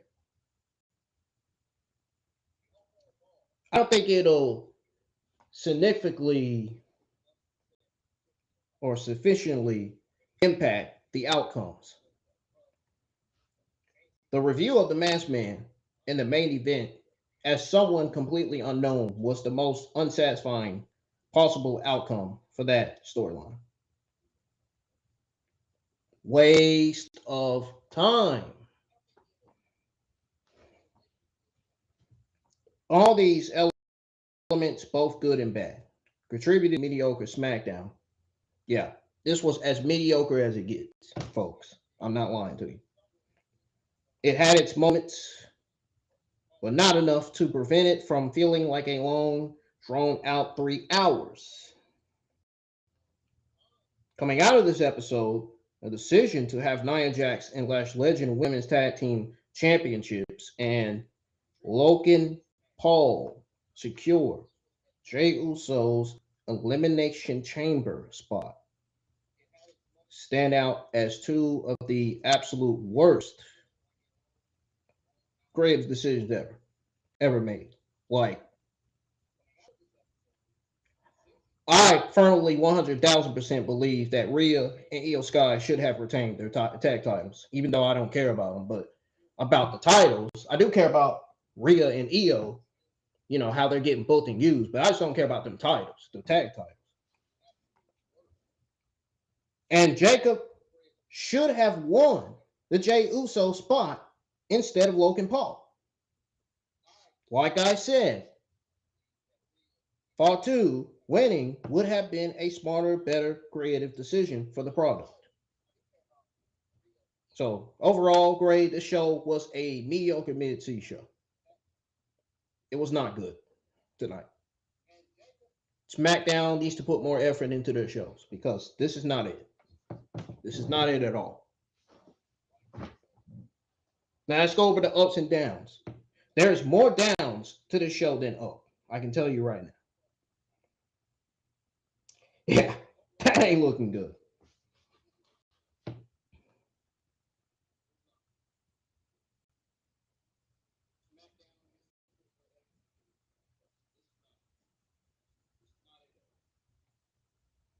Holy shit, man. Let's start with the ups. Carmelo Hayes versus Matt Cardona match. Considered best match of the night. Solid performance from both. Up number 2, Cardona getting shine. It was good to see Matt Cardona featured in a meaningful way. Up number 3, physicality in tag match.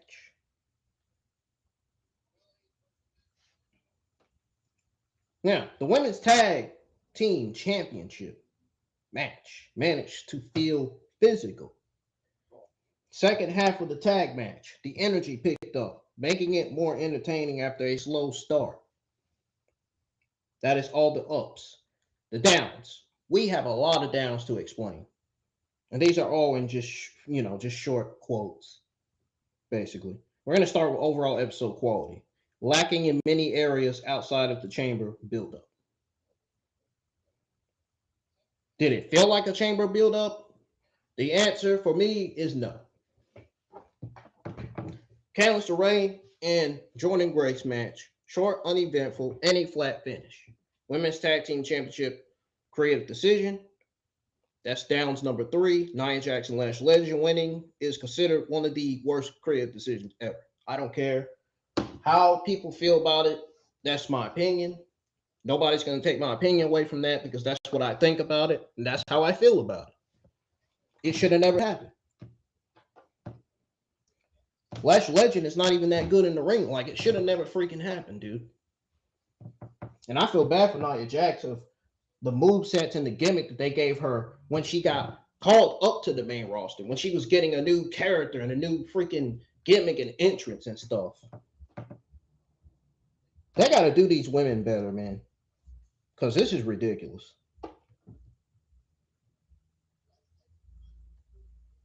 And WWE are to blame for giving Nia Jax that god-awful gimmick in movesets that she's utilizing in the ring in her matches.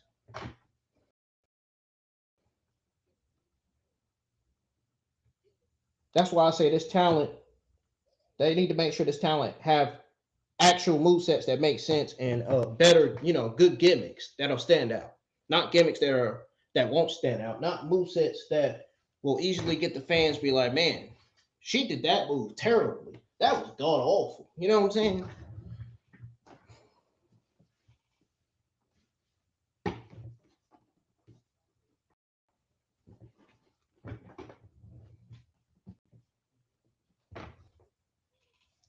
Number 4, tag match pacing. Felt choreographic and disjointed in places, potentially too long. Jacob Fatu versus Logan Paul, competitiveness.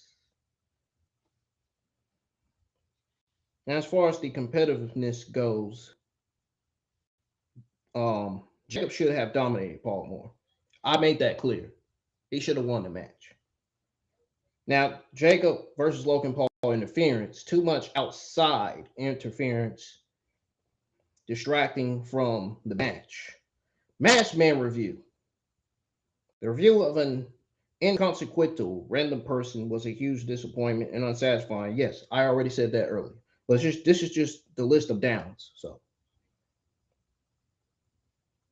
sometimes I don't like to repeat stuff, but that's what it says on my list of downs on my notes and stuff. So I go by what I say, my opinion and stuff. Y'all know that. But down number 7, or actually down number 8, Logan Paul winning chamber spot. Another one of the worst creative decisions. Should have been Jacob, like I said. And the Jey Uso angle injury.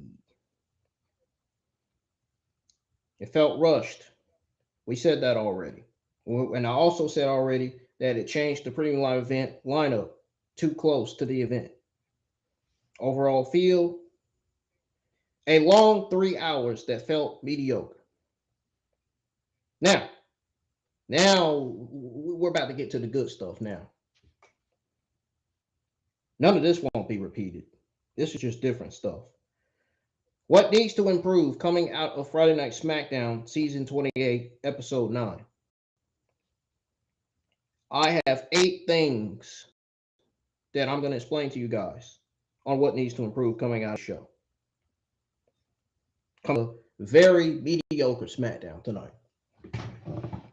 Number 1, the creative direction for titles. The decision to put the women's tag team championships, Nia Jax and Legend, was seen as a major misstep. Creative needs to focus on building more credible and compelling champions. This is not it. Those titles should not be on both of those ladies. Meaningful storytelling. The Masked Man review for Jacob. The storyline was a huge letdown, man. It really was. And the overall narrative felt weak. There needs to be more thought put into payoffs during stories. Match finishes. Too many matches. Outside interference or uninspired directions, like in the Candice LeRae versus Jordynne Grace match, leading to unsatisfying conclusions. Number 4, talent utilization. Jacob Fatu's booking against Logan Paul felt like a missed opportunity to establish him as a dominant force. Better use of talent, especially those who could generally benefit from a strong push, is essential. Now, number 5, pacing of matches. We got number 6 to go over, and that'll be it. I'm getting the heck out of here after that. The pacing of matches, some matches like the Women's Tag Team Championship, we know it felt disjointed or too long given their content. But this is suggesting that a need for tighter booking and better match flow. Number 6, consistency in character portrayal. If a character is meant to be dominant, they should be booked as such. Avoiding scenarios where they struggle against opponents they should have easily overcome without interference. That is the honest to God truth, folks.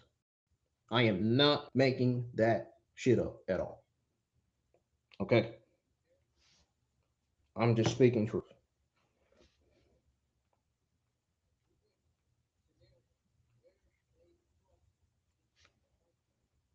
Now, number 7, impactful angles. The Jey Uso injury angle, while leading to a change, felt rushed and it didn't have the significant impact it could have had if built properly. Yeah, that part. I said what I said. Number 8, overall show cohesion. The Elder Chamber build-up made sense. The rest of the home shows need a more, I'd say, consistent quality across all segments and matches. And folks, that's going to do it for my overall thoughts, results, grade, ups and downs on WWE SmackDown Season 28, Episode 9, and on what needs to improve coming out of SmackDown Episode 9. Season 28 of the Elimination Chamber Go Home Show. I appreciate everybody for tuning in. Now, the Elimination Chamber watch along will not be in portrait and landscape unless y'all want it to. I'll put up a voting poll for y'all to vote. Give you guys an opportunity to vote which mode should I go live on? Or which mode do y'all want to see me go live on? Portrait, landscape, or both? I'm going to let y'all decide tomorrow for the Elimination Chamber Premium Live event watch along, which is already scheduled on the channel. I think I'm going to schedule the Monday Night Raw Fallout watch along before I go to bed.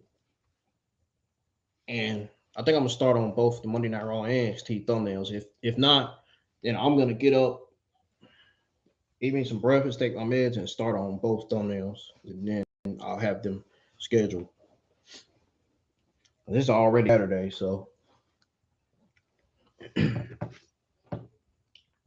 thank y'all very much for your support and your patience. Please, anytime the stream starts and it goes, when the stream starts with the 10-minute countdown, just be patient. You got to be patient. That's all you got to do. You can comment in the chats and everything. You can say, hey, if I see you saying, hey, I'll back. But please just be patient until the stream is officially about to start.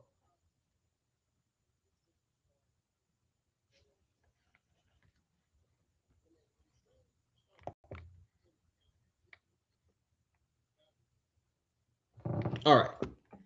I'm getting out of here, folks. See y'all live for the Chamber Premium Live event.